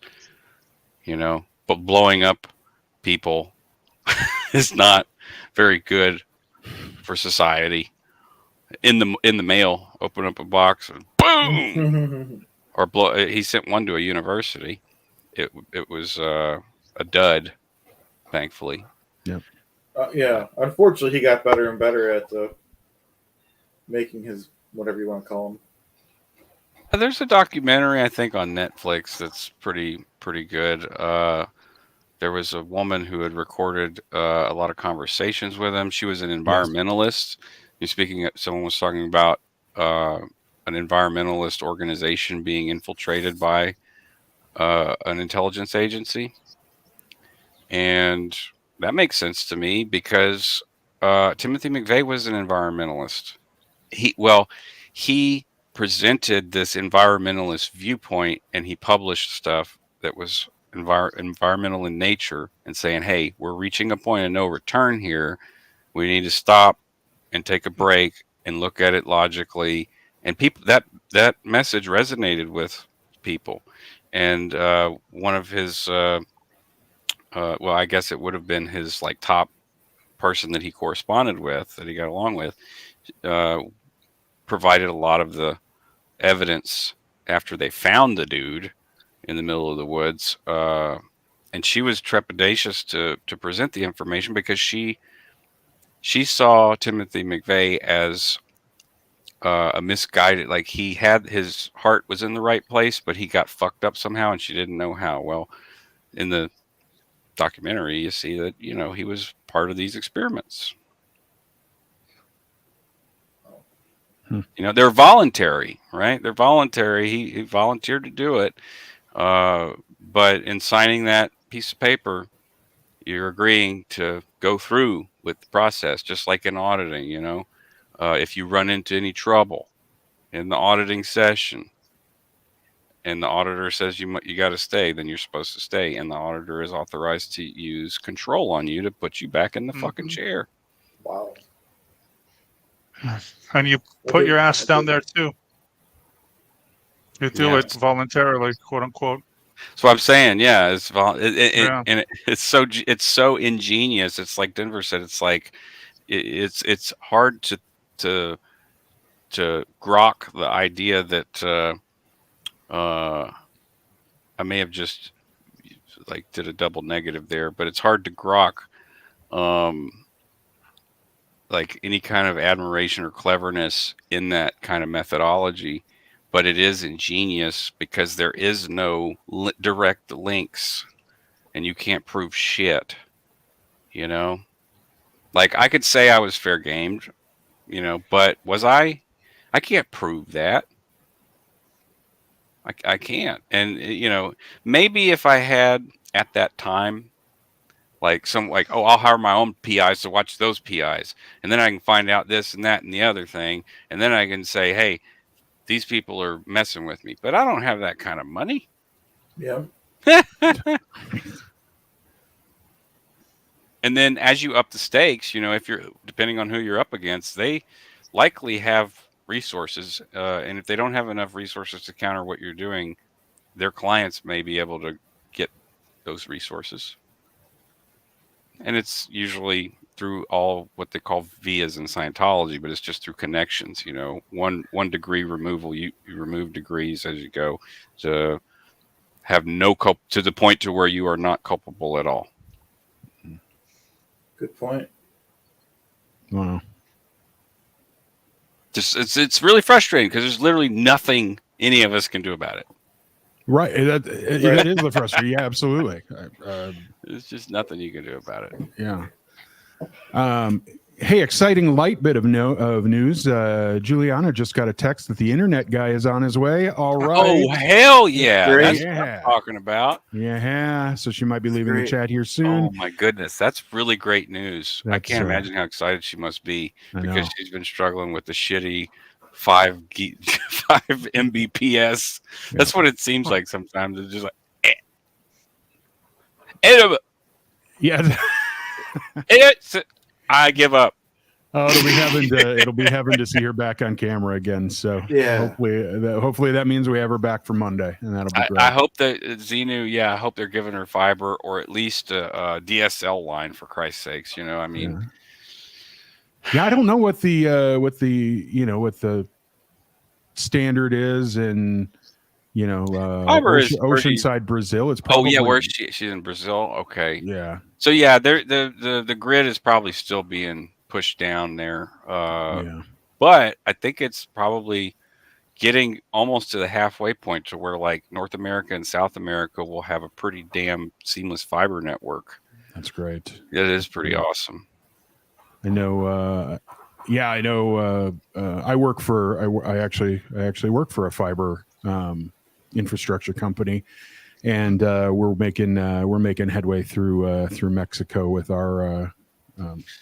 Okay. Right now. So there you go. So hitting it from multiple angles. I know there's contractors in northern South America working already because I got a friend in Lake Charles who owns a construction company, and he lives in Costa Rica, and he was like, he's pretty wealthy. He earned it. I mean, oh God, rough life, but he built a little construction company, and it grew to a very large size. And he's a musician, killer musician, and he used to play in South America and work for CBS in the 70s and wrote jingles for the local programs that they ran because he's a merengue guy. He got totally into merengue and South American rhythms and music, and not just merengue, a lot of different styles. But pretty distinguished musician down there. He played 7 inaugurations for the president of Costa Rica. I think they have presidents there. I'm not sure, but I always go the long way around. I apologize for that. Chad's like getting up and walking away. He's like, yeah, Marcus will be there talking for another 5 minutes to get to his point. The point is that there's contractors in the northern part of South America running fiber. Oh, I know there's some. Some underwater paths too. I think Sao Paulo and what's the big one? Not the big one. Rio de Janeiro. Yeah. So I know that they're from New York and Virginia, Washington D.C., which are some big paths. There are some underwater fiber runs being made that route as well, just for that diversity. So you'll have the continental, through the continent, and then you'll have the water runs on the other direction, in case something happens to one, you've still got connectivity the other way. And yeah, for the communities, they should be all expecting to see the upgrade from standard DSL to what they call fiber to the node or fiber to the pedestal, which is or fiber when to you, the home. yeah, well, which is, I mean, typically when you have that, you have that gig, it's like gig download and like maybe half a gig, if that. Sometimes a lot of the residential stuff you'll see maybe 100 meg to on the upload, and it's with all this running. I'm curious. They usually do go to the major hub, like here in the United States, like DFW, Dallas Fort Worth area was like first to get it because they're like centrally located. You need it from New York to LA, and then the southern states like cities like Houston. Yep. They get fiber first, and Baton Rouge. So just to connect the nodes and then expand out from there, like you said, get upgrades. I'm getting 400 down.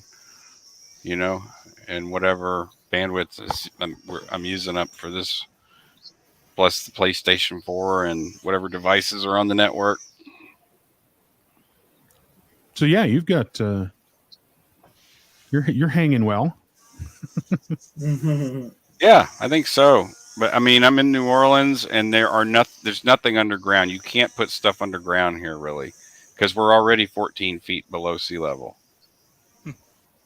Interesting. So it's an engineering nightmare and marvel at the same time. Like that's why Katrina was such a big deal. The pumps broke, levees couldn't get drained, and they couldn't pump enough water out the levee system, and they broke. And so now there's 12 giant pumps all around the city in this big bowl. And if you're approaching it, so interesting to think of it from like 100 years ago to 200, 300. This city has a lot of history. Coming upon New Orleans before there were skyscrapers, you wouldn't see it. You'd just see flat water and maybe a little indention you might think is a mirage. So you'd actually have to really know where the hell you're going to get to New Orleans. That's why it made a perfect slave hub, because slavery was, illegal in a lot of places, and people were trying to recover their families or whatever. So like send them to New Orleans. Good luck finding them. It's also why a lot of queer people would come here, because they want, it's like they have a queer community and couldn't get fucked with. What I'm trying to say. That's some interesting history. Yeah. Trying to keep my mic down up whenever, because she's still. Oh yeah. Yeah, at least you're getting out of yard work. That's cool. We're out of this part of it. Maybe there's more. Tatiana was part of that environmental anarchist crowd back in the 90s. Some of her companions were jailed, killed, injured. Jeez, many stories there. Yeah. See, what was I just saying? Like his message was not like a lot. And Tatiana, like, probably saw this and was like, this makes sense. We should just take a break and look at what because he had some good points. Now, one of them not being blowing people up, not a good way to do things. But we see some of the same red flags being raised now. It happens from time to time with technology. Hey, wait a minute. We get some innovators that have been like Max Tegmark or George Hotz that go on Lex and talk about their different views of AI and GPT and transformers. And Max Tegmark called for a 6-month hold on research for AI. I would encourage people to play with Bing and experiment with Bing. and I'm not going to say any more than that. But because there's nothing to prove there, or nothing, I'm not trying to say that anything is actually occurring. But I think that it's a pretty safe bet to say that the the military-industrial complex that we have here in the United States is at, on a conservative estimate, 20 years ahead of civilian tech, and that's to me a conservative estimate. Every 25 years, like these projects, like the where I grew up, they tested the SR-71 Blackbird jet engine at Northrop Grumman in Lake Charles, Louisiana. The big, have you seen the SR-71? You guys familiar with that? Oh yeah. Massive, like super jet engines. Now, if you'd have seen this in the sky in 1975, what the hell would you have thought? I mean, the blue flame, it was blue flames, you know, and it was so fine, and it wasn't loud, and it was just way up there, and you see this. But we heard, because of the industrial area of Lake Charles, everything is loud. There's all kinds. They have decompressions, which is whenever you have a pipe that needs to be flushed for contaminants, and they'll empty all of the material out of it, and then they'll release a valve, they pressurize it and release a valve to blow all of it out. It's called a decompression. But that stuff, it feels like an earthquake, and it'll measure on the Richter scale. So noises like that, when you get people used to them, then they'll ignore other noises that are unknown to them, like you know, the giant SR-71 engine. The military industrial complex, at least 20 years ahead of us, I mean, in my opinion.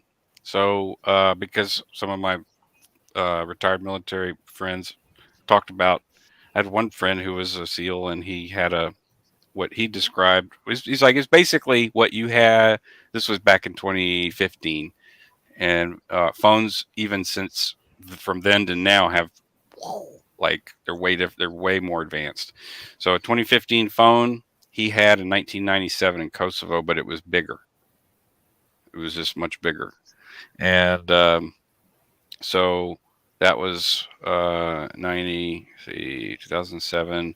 So about 20 years advanced technology that he had in Kosovo in 97. And if that's to be assumed, give or take, 10 years on either side, it makes sense for people in the public sphere who are working in public business and private businesses, who are inventing and innovating new technologies, to say, hey, let's stop and take a look at it, because if we have this, then it may spark some questions, important questions that may need to be asked of our representation. Like, if we have this, what do you have, and what are you using it for? It could spark those questions in congressional hearings and whatnot. And I think that's what Max Tegmark is. He's not American. I think he's Austrian, but he says, should definitely take advantage of your democracy here, and get a vote to put a stop to it, even though other countries aren't. China's not. Russia's not. Those little breaks that people request for technology.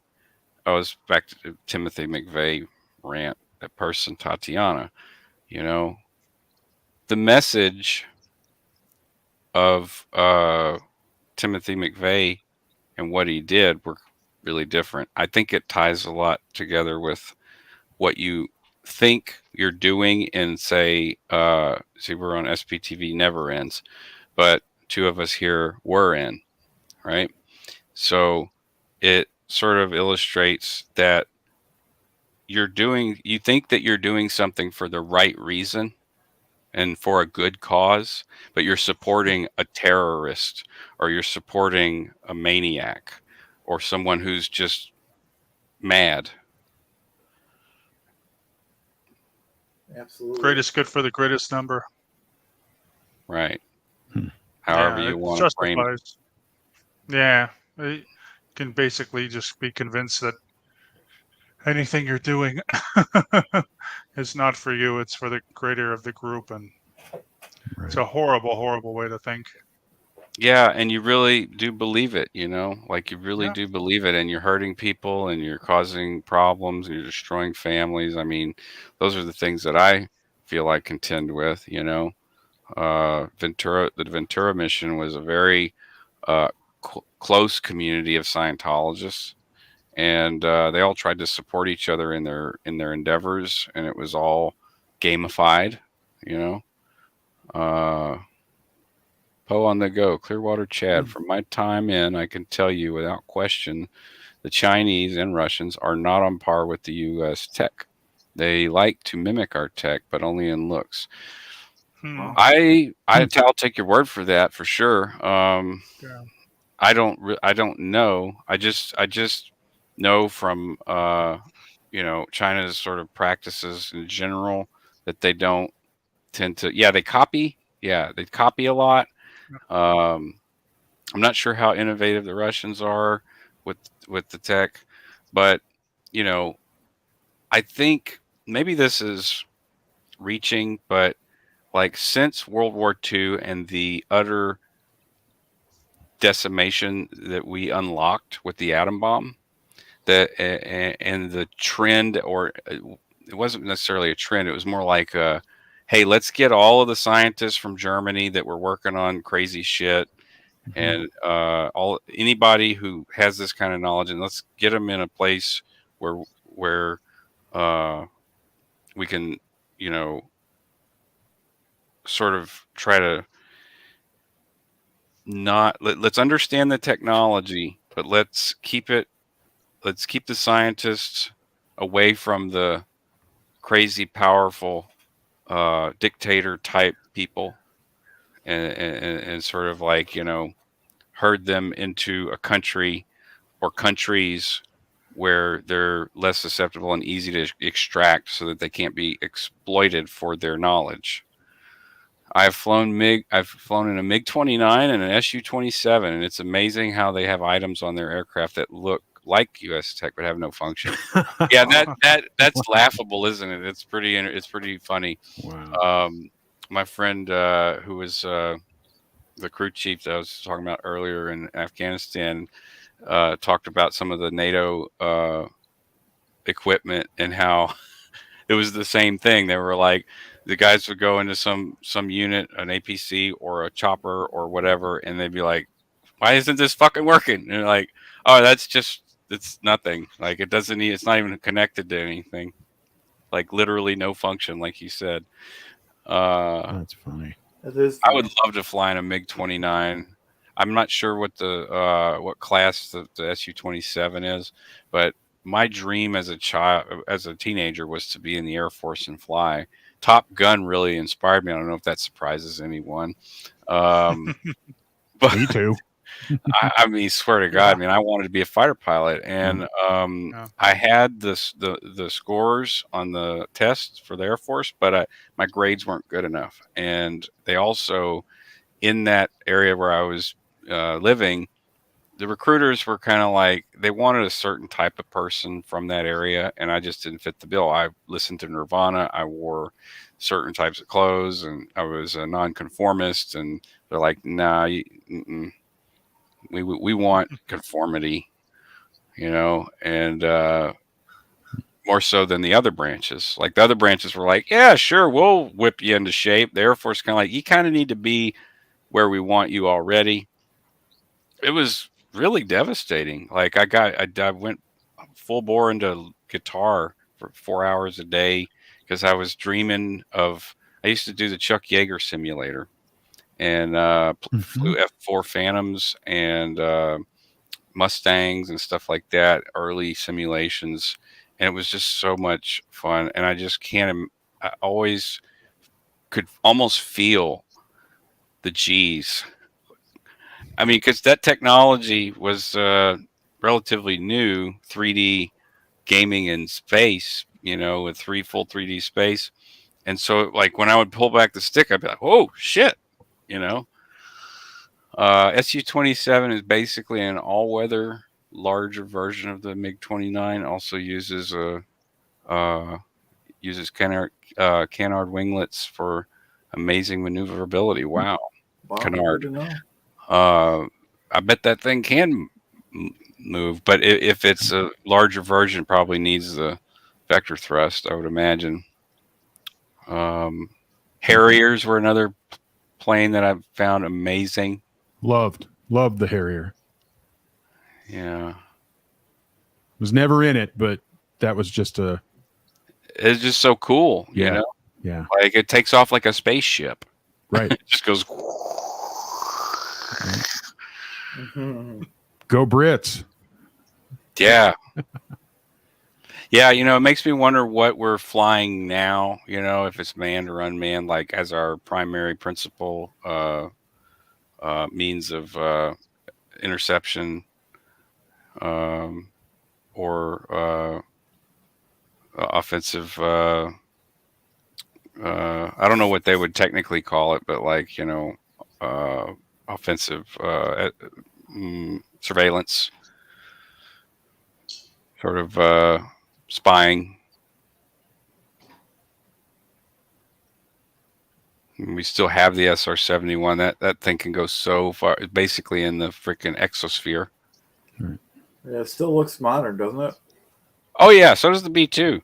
Like the SR-71 and the B-2 look 40 years ahead of their design time. Yep. Yep.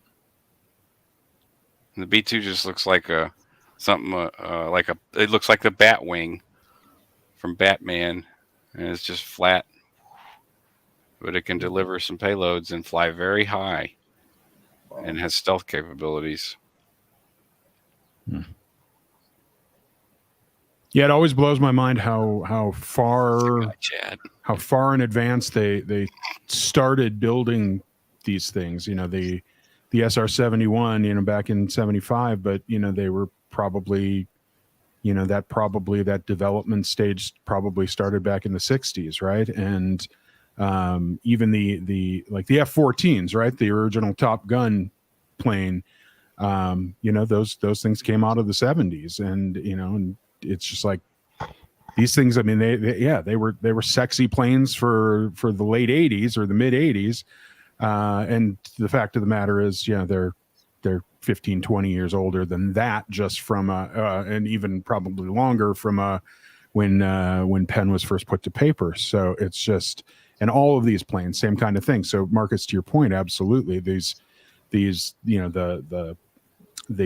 military being 20 so years, on average, in something advance. like that. Yeah, it's just, I mean, I think that's a conservative thing. Maybe Poe could give some his perspective on it, whether he thinks that's accurate or not. I'd be curious, because the way that things are set up to be declassified, it's you have a hearing 25 years after, and then usually that one always is a no. It's similar to other government things. Like when you apply for disability, it's always the first answer is no. So every 25 years, you have an opportunity to declassify whatever document it is, and generally it's no. But if it's an item of interest or whatever, and there's support for it in the Congress and Senate, and whatever, and even if the public is like, we want to know, Freedom of Information Act requests and whatnot presented in Washington can get something declassified within 25 years. But some of them you can't. Some of them are longer than that. But generally they get declassified about 50 years later, right around the time that everyone that really wanted to know about it is about to die. So that the new generation can just be like, oh yeah, we accept that. Wow. Hey, Marcus Freezy, new project asks or says he needs to send you a link on the SR71. Where can he send it? I will tell you. If you go to my page at In Theta, if you just search that, you'll get a better result than just looking up my name or anything on YouTube. You go to the About page and scroll down, and you'll see View Contact Information. And there's an address there that you can send me information if you'd like about the SR71. I'm very interested to hear about it. I may be wrong even about the engine being developed there. They may have tested the whole craft there. They may have only built certain parts. You know, many times that's how it works, where they keep things gotta keep them separated. Intelligence, right? Plausible deniability. What do you know about this? I only know this one thing. Bullshit. You know it all. No, they keep us separated. And Freezy, new project. Thank you for the super chat. Oh, yes. Yeah. Yeah. Hey, Jeff's got a question for Mark. And if you know it, do you know, Mark, is there still a mission in Pomona? I think that's for Marcus. For Marcus. Pomona? I mean, Pomona, California. That's in between, if I'm not mistaken, it's in between LA and Ventura, but I might be thinking of that other town. Tom Petty mentions it in Free Fallin'. This good girl. Maybe he mentions Pomona in one of his songs. It may be that one. It may be another one. Jeff, are you referring to Ventura or Pomona? Because I was never aware of a mission in Pomona. I mean, there's one in Santa Monica, Beverly Hills, Melrose, probably Santa Barbara. Yeah, I'm Santa sure Barbara. in the San Diego area. Yeah, there's Chris spent a lot of time in Santa Barbara. And then also in Northern California, there's quite a few missions. But yeah, Pomona is like Inland Empire area. Okay, I guess. I think. Anyway, so different Pomona than what I was thinking. There is Pomona in California, but I'm not sure. Yeah, clarification needed. Yeah. So the answer is maybe. Right. Maybe not. Freezy News got a question. When either of you were in COS, did either of you see any specific computer tech being misused to spy on members or non-members? Did they hire hackers? Fuck. I have an answer to that question. Not for me. I'll just say. I mean, the computer system is so old. What the hell is it called? Incom again, or whatever? Incom or whatever the system is, and it's like ones and zeros. It's like just it's like what I remember when my grandfather gave us his 1986 Hewlett Packard back in the day. It was like the screen came up and you would press 1 through 9 were your options, and then it would take you to those different things, and it was so old. But yeah, I don't know what you Marcus. I don't recall. At Ventura, there was a system like that in Treasury where it was very basic. Yeah, that's right. Green screen, like the green text letter, like the Matrix. And there were multiple functions that were built into it. And I did not explore it because I didn't have access to it, But when the Melrose mission opened, our executive director was an IT contractor. He built the whole network inside the mission.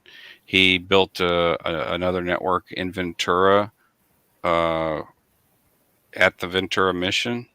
He did some networking at Pac Base in the main lobby, like the big blue building that you see that says Scientology with the glass windows.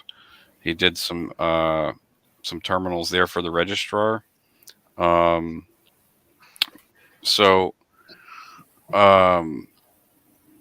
didn't see okay. misuse. You know, I used to work in IT, so like to me, misuse is like black hat stuff, and again, it can be hard to trace. You have black hat, you have gray hat, you have red hat. Red hat is like the good guys, administrators. Gray hat is sort of like, if I need to access something that is, in a way that isn't legal necessarily, they'll do it in order to say get evidence for a client that maybe has an employee that's embezzling something or something like that. That happened a few times in my career, but the computer terminals at Melrose for the testing, we had a thing set up for the Scientology.org website to where you could do the OCA directly. And those two computers were also our public terminals as staff. So I, looking back now, having the IT experience that I have now, am pretty sure that Chris Baumgartner was monitoring all kinds of things. And not only that, after I left in 2005 and I came home, there were some really suspicious things happening on the computer. Now, that could be due to my stepfather just clicking on shit and getting malware installed. Right.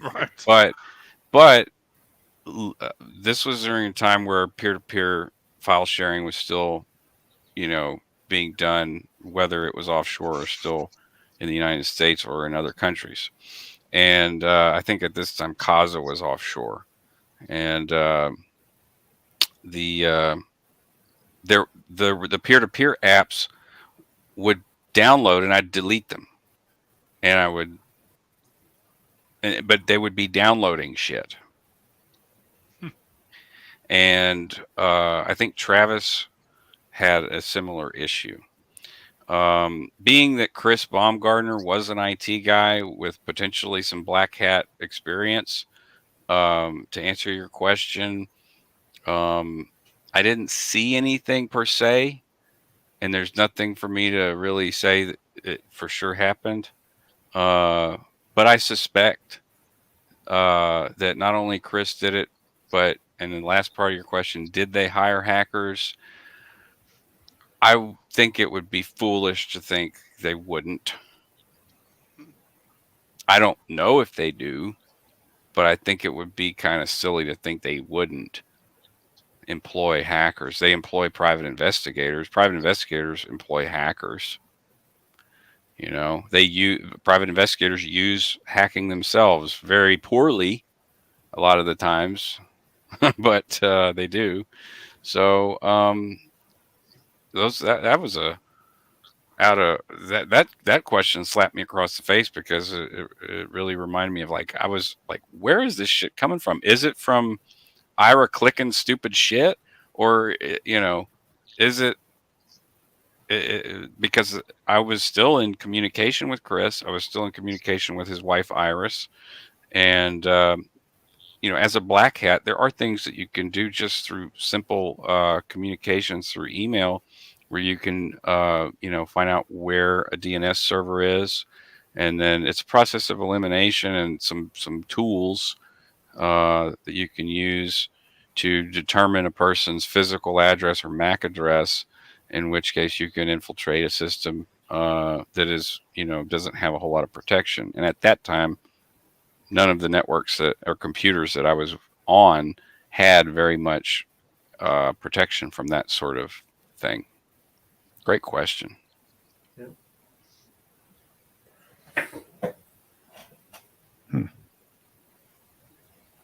And Julie's got a question. Let's see.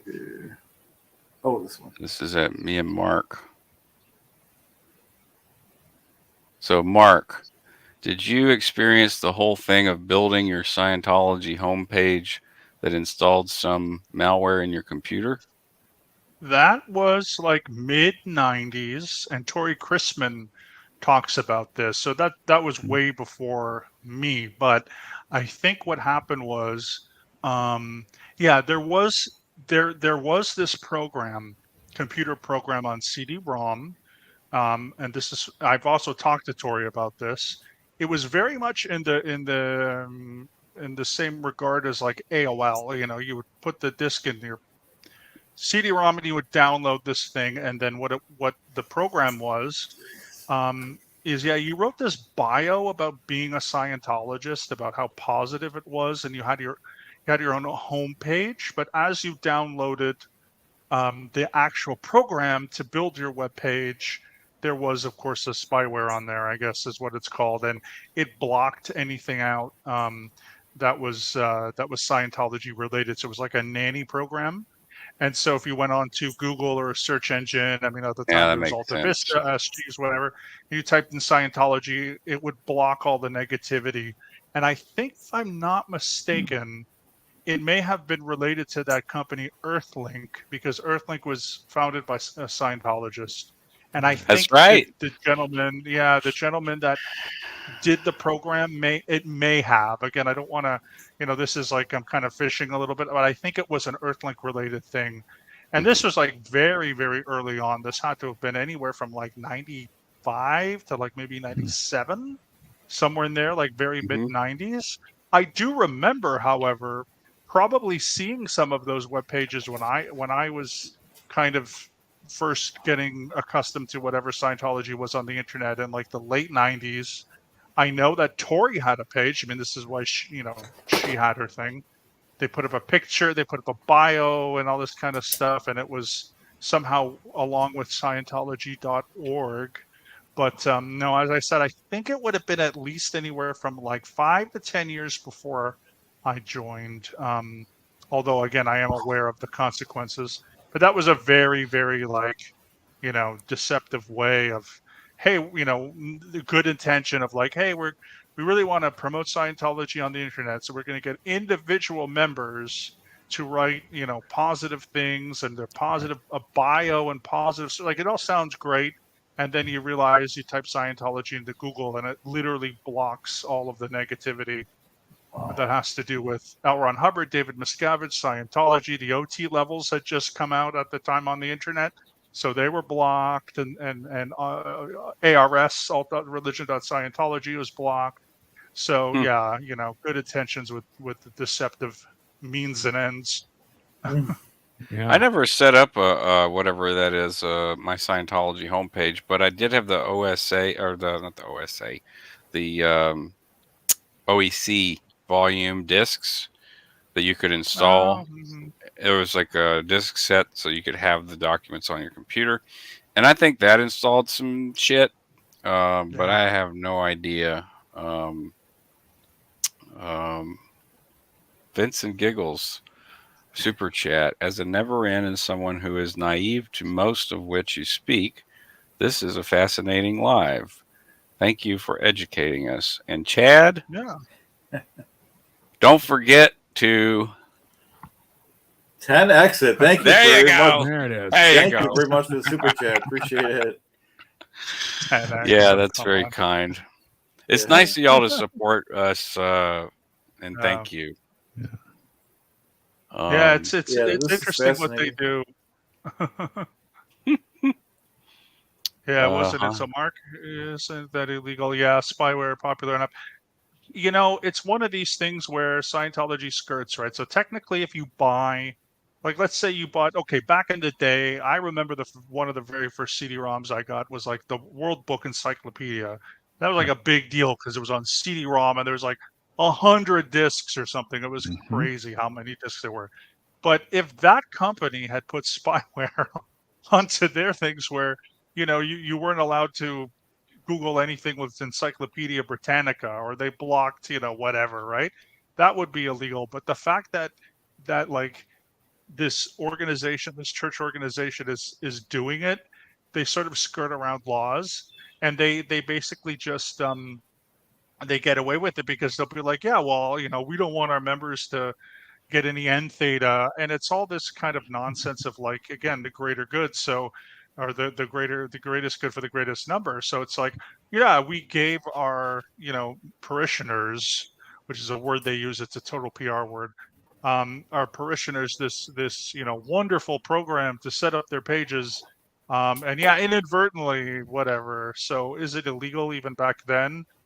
I guess it's one of those consent things. Like, if you do you consent to that? Like, if somebody gives you the CD to install onto your Yeah, computer, it's an and end user license agreement. That's all it is. yeah, exactly. So they would have said, okay, sure, and then even if when people found out about it, I don't think most people really cared anyway. Like, why would they care? Yeah, I don't Yeah, want to read Scientology and Theta on the internet. Great. that's I'm true. glad that I didn't Hmm. agree to have spyware because it was better for me anyway. Yeah. Whatever. So legal, illegal, Yeah. I don't know. Law is definitely not my thing. That's something I don't know about, but they skirt around it. Put it I that way. think that with the EULA, whether Yeah. it's because what malware and spyware and any kind of ransomware, what it is it's applications.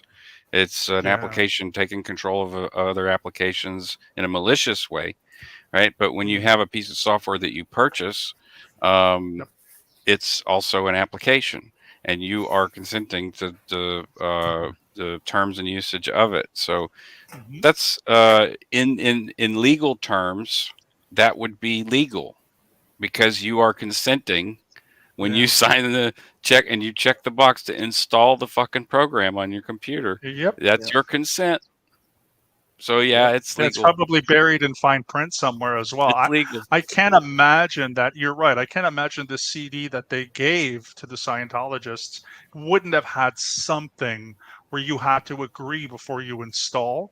And if you read through that fine print, there probably would have been something about that. Maybe even if it's just a couple of words. But like you say, it's one of these consent things where you just go, okay, fine, whatever, and nobody Yeah, cares. we give away our Nobody consent for Scientologist so cares. much stuff, out Yeah, even outside of Scientology. It's just like, that's oh right. yeah, click, yeah, cookies. Okay, yeah, okay, yeah, yeah, yeah. Who's reading all of that?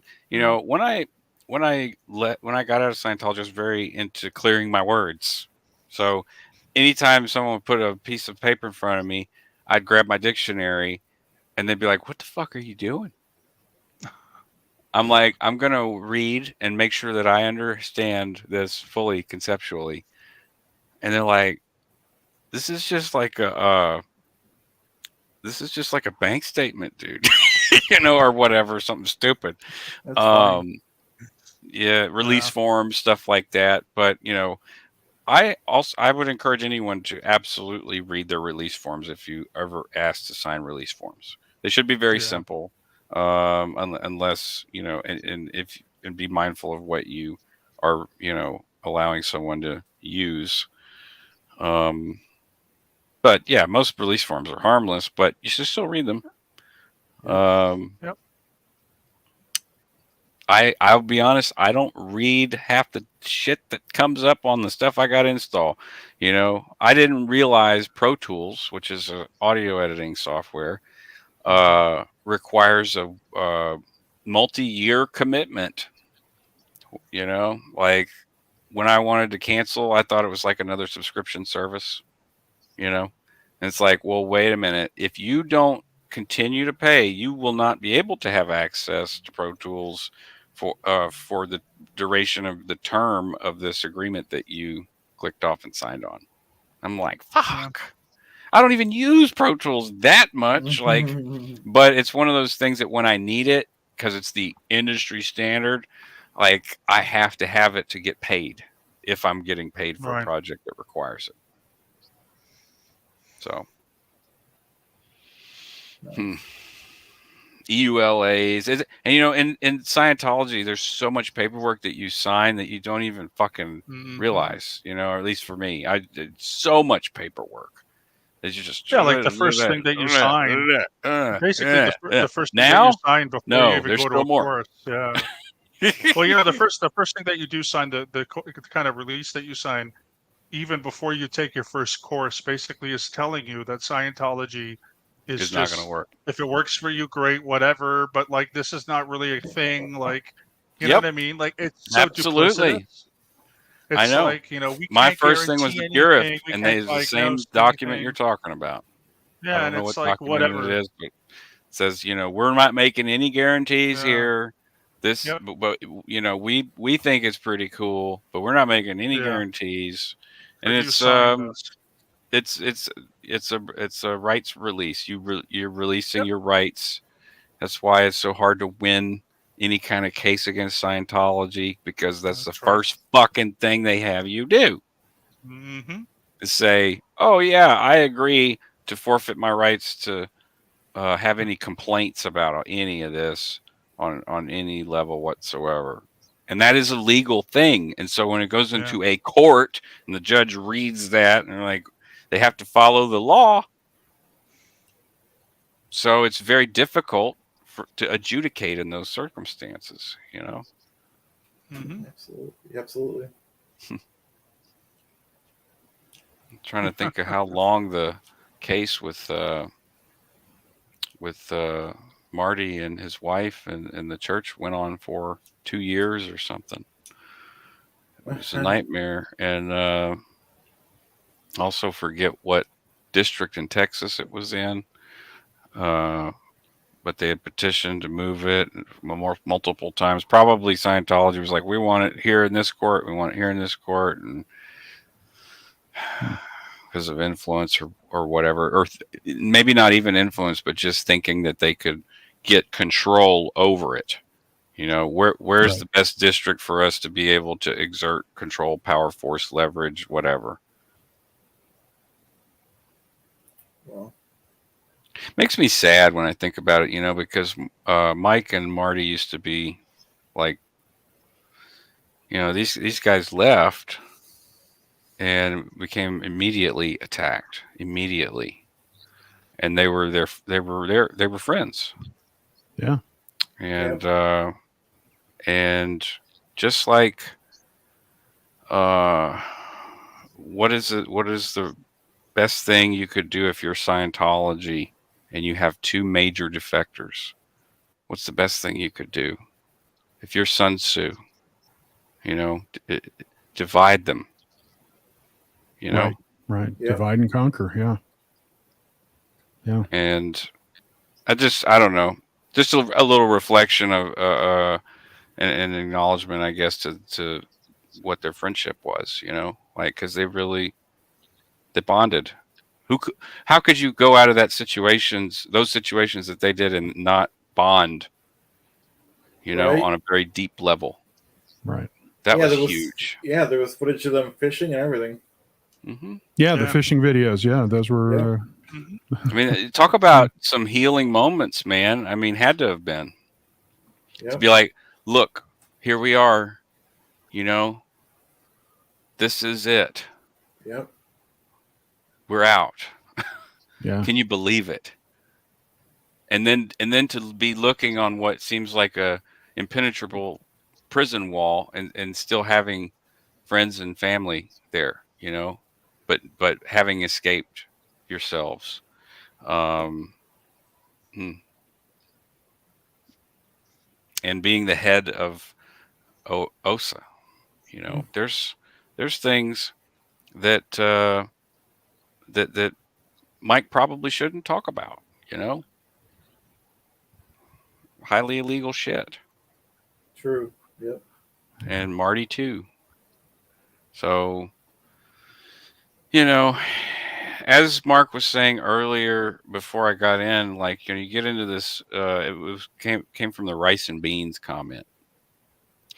And, it was a good question, but Mark brought to light the multiple aspects of what's happening, not just the food and the hunger pains, but also the sleep deprivation, and then in the environments that you're occupying, they're not by any means like normal aesthetics. They're hypnotic. And so then you enter into the sensory deprivation kind of territory, where it's not necessarily sensory deprivation, but it's alteration of, common aesthetics, I suppose. So, and then also the thing that Mark, you said about it was a calming or a the circumstances were bad under which you felt this, but you felt this like great evening, like we're all the same, we're all just trying to eat. A very base human thing where like when you're facing, say, I don't know, extinction or something, and you're just like, hey, we're here together. And in that state, you're kind of like a slave, right? And what do slaves do? They do what they're told. They do what they're told, and any kind of inference from outside of someone trying to free a slave. Well, if you are the slave, you can only speak in euphemisms to people. You just like if you were to go into a bank and there's an abusive bank manager, say, "Hey, and the boss is sitting right there. Hey, I heard your boss is a real asshole." You're like, "Oh no, he's fine. You know, he's a nice guy. Of course, he's sitting right there."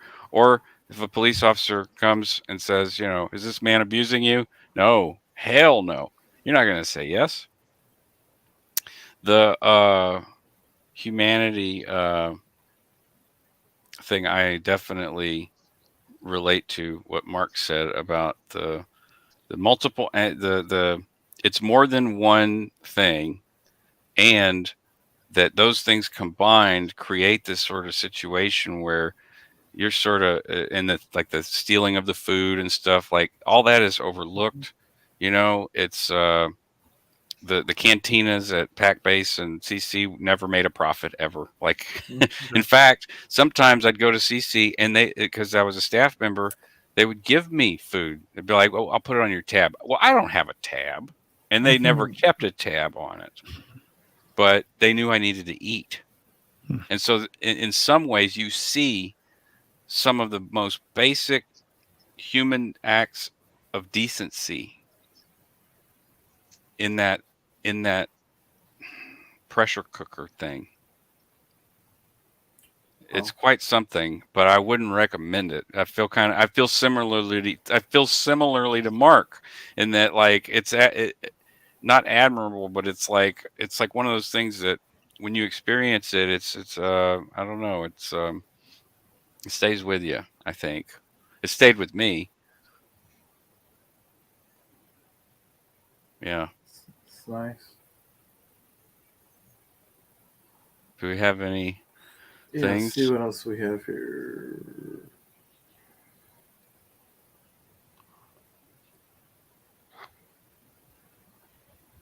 Yeah, let us know if you have any more questions, guys.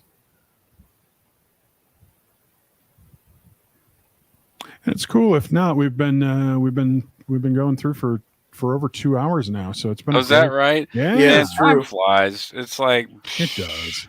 Yeah, you should come back, Marcus. So this is great. This is impromptu. I'm glad to be here. Me and Mark connected via email, and because I had been ever since I saw him and Doug talk about I forget what the topic exactly was. He did a few, but when he was pointing out and using a language pointer, explaining the origins of culture, and that culture is cultivated from people, and cultures are not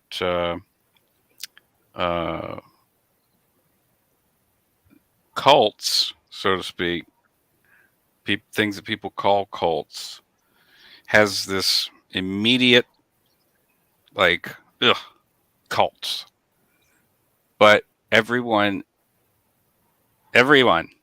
is in a cult. You're in a culture. Is it destructive? Is it destroying your family? Does it involve child abuse? Does it involve XYZ bad things? If so, that is a bad culture, you call it a cult. I don't care. Call it a cult, because that's the ones that need to have that sort of reaction for. But calling it a cult simply, like, it makes it easy to call other cultures cults that aren't destructive, and it still has that negative inference. Right. Yeah. Comprend? Mhm. Yeah. Mais oui. Mhm. Man, I thought you were in Clearwater this whole time. Mark told me you're in Yeah. somewhere else. Yeah, Buffalo. That's You're funny. in Buffalo. That's funny. I was waiting for fall and winter to come along again, and he would be Oh, telling God. us it was 75 and sunny as it was freezing and snowing right behind Deviant. us. I miss Cutting doing that. Yeah, I might do that again though. Deviant's cutting it up. She's whoever. I don't know if it's a he or a she. Decency. That's a word that's definitely not in the Hubbard Dictionary. At Yeah. Theta, you using alt tech, squirreling on the side too, right? Yeah, you are. I know it. You know it. The machine knows it. Yeah, I'm alt tech, alter is, whatever. As is. It's funny because my stepdad actually opened a brewery called As Ising, because I explained to him once what as ising was, is an auditor term. Mark. I know. So, right, it's a concept. It's not necessarily easy to describe or understand or even make sense, but like to as is something. And he was like, well, you know what? I figured that, when people are drinking, they just as is and stuff. So it means to fully duplicate something to the point to where it no longer exists. Yeah. Okay. So if you can, and this is another trippy thing about this is alt tech, alter is, whatever, Scientology, technical terms. If you are able to fully confront and duplicate something, it will completely cease to exist. And he means on a physical level. Like on a physical level. Like it'll just cease to exist. It's one of these OT concepts he talks about in one of the lectures. It's as ising. If you're able to completely as is it, it's gone. He's like, the reactive mind, you can as is your, as ising your engrams, you're as ising the charge, you're as ising BTs later. And they no longer have effect or power or hold over you. But my stepdad's like, I'm going to name my brewing company that, As Is Brewing. And it just so happens that my mother's initials and his initials are ASIS. Alice Sawyer, Iris Sawyer. Wow. Weird. It is. Call it what it is, a domestic terrorist organization. Yeah, a church. Yeah. I mean, no offense to legitimate churches out there. I mean, it's just that they happen to, these organizations worldwide tend to find themselves in religious orders, Yeah. and commit acts and commit atrocities, in the name of God or whatever.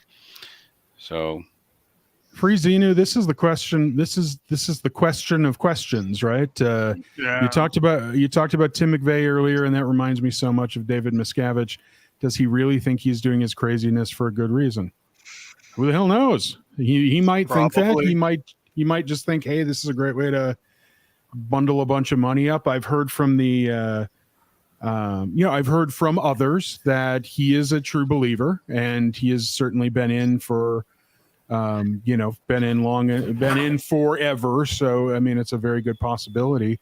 But at the same time, what's the old saying?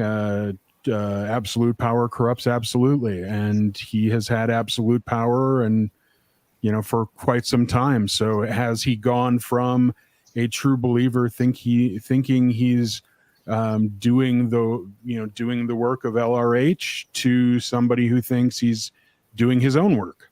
I don't know, but that's the question. I mean, or that is certainly one of the questions: is what is his intent? Why is he doing things as he's doing? Does he believe that, beating the hell out of somebody and throwing them against walls and, putting them in a double wide trailer for years on end Infested with ants. What's that? Infested with ants. So the hole, is like you're right. Yeah. Carpet, and it's just like the food stains, and they keep it like that on purpose so that you're living in filth. Yeah. My idea is that people like Miscavige definitely believe in at least some parts of the tech, and they definitely believe that some of it works because they might have had some personal experience with it. Like the whole David Miscavige story starts when he's a kid to handle his asthma, which probably it didn't handle, but that's why his father took him to see an auditor and whatever. So maybe they were convinced that it worked at one point. So he probably does think that. And then I don't know what his auditing record is. Some people say he's been stalled on OT7 for like 3 decades. Some people saying that's not true, whatever. Yeah, some people say it was lower than that. But OT4, I've heard. Yeah, exactly. Anecdotal. So who knows? But it's all anecdotal. He definitely probably thinks that it works, but that the ends justify the means, just like they always do in Scientology. No matter what he does, he's got the tech on his side. He's got Hubbard on his side, so he doesn't need really any excuse. If he beats somebody up, it's for the greater good. If he steals people's money, it's for the greater good. If he, like all our staff, we were making pennies an hour. That doesn't matter that he's walking around in $2,000 tailored suits and drinking the drives high-dollar scotch. Yeah, scotch and motorcycles. Like it's all the ends justify the means. So to me, it doesn't even matter. Even if he wasn't a true believer, yeah, that would be interesting. But I think he is, and I think Hubbard eventually became one too. So who knows? Totally. I think you pretty much said everything I would say about the comparison with Timothy McVeigh. The ends justify the means. He really believed that. And I mean, with nothing but anecdotes to go on, I would presume that's the case with DM. Yeah. He really believes. Wow. He may also really understand the tech and employ it in ways that Hubbard didn't. And take it on as his own, and that's like a whole other thing. But he might even believe it even more because he's the one in control of it now. Yeah. Yeah, and then there's also the golden age of tech 1 and 2 and the basics and the congresses, which are just money-making schemes. But he probably would say, well, even, again, the ends justify the means. So, yeah, okay, these things are happening, and maybe people were pissed off, and maybe people have to do their stuff again. But again, he really, I think, believes that he's got some line to Hubbard. I do think he may even think that he's communicating with Hubbard on some level. Yes, telepathically, and yeah. And so he thinks that what he's doing is what Hubbard wants. Yeah, he might be having sessions in the morning. This is all anecdotal. We don't fucking know, but they're not. Int Theta Strange, very strange. You're the first on the internet to not think I'm a he. True story. Some in IRL as well, which is I'm slightly odder. Otter, utter, fodder. Food for F. Okay, I'll stop there. I got through that. Yeah. Without fumbling it. It's definitely. Juliana said it was 420, so I had to, partake. It's 220 here. Nice. Oh, yeah. Well, it's always 420 somewhere. Well, not true, but once an hour. It's always 5 o'clock somewhere. It's always 420 somewhere. Damn it. Yeah. There we go. Yep. At least once an hour. I mean. Yeah. Anytime it's whatever 20, then it's 420 somewhere. 420 somewhere. Yeah. Right. I'm Well, blowing your cool. mind, Steve. Always. Boom. Oh, man. Well, thank you everybody for joining us. I mean, it's been a great Thanks for the invite. 2 hours 20 minutes. Marcus, thanks for joining us. Mark, thanks as always Thank as you. well. Yeah, it was Chad, great. It was Mark, great. Yeah. That's right. Steve. Yeah. If you're not busy next week, Thank you. think about coming back. Yeah. I'll be filming some stuff next weekend, but Sweet. this was, I hang around the studio, so like if there's something going on and I hop in the chat, Juliana just sent me a link so I can hop in Excellent. if it's Excellent. something that is of interest. No, very cool. Excellent. Tales yay. of interest. Indeed. Futurama fans out there. All right. Cool. Well, everybody, the panel, I'll ask you just hang on while we turn over, while we end the broadcast here. Yeah. And for everybody in chat, thank you, guys and gals and guys. And we will see you. I don't know what the next one is. I hear there's a something coming up after. So go do some culty crafts. And we will see you on the next one. Thanks, everybody. Have a good day, everyone.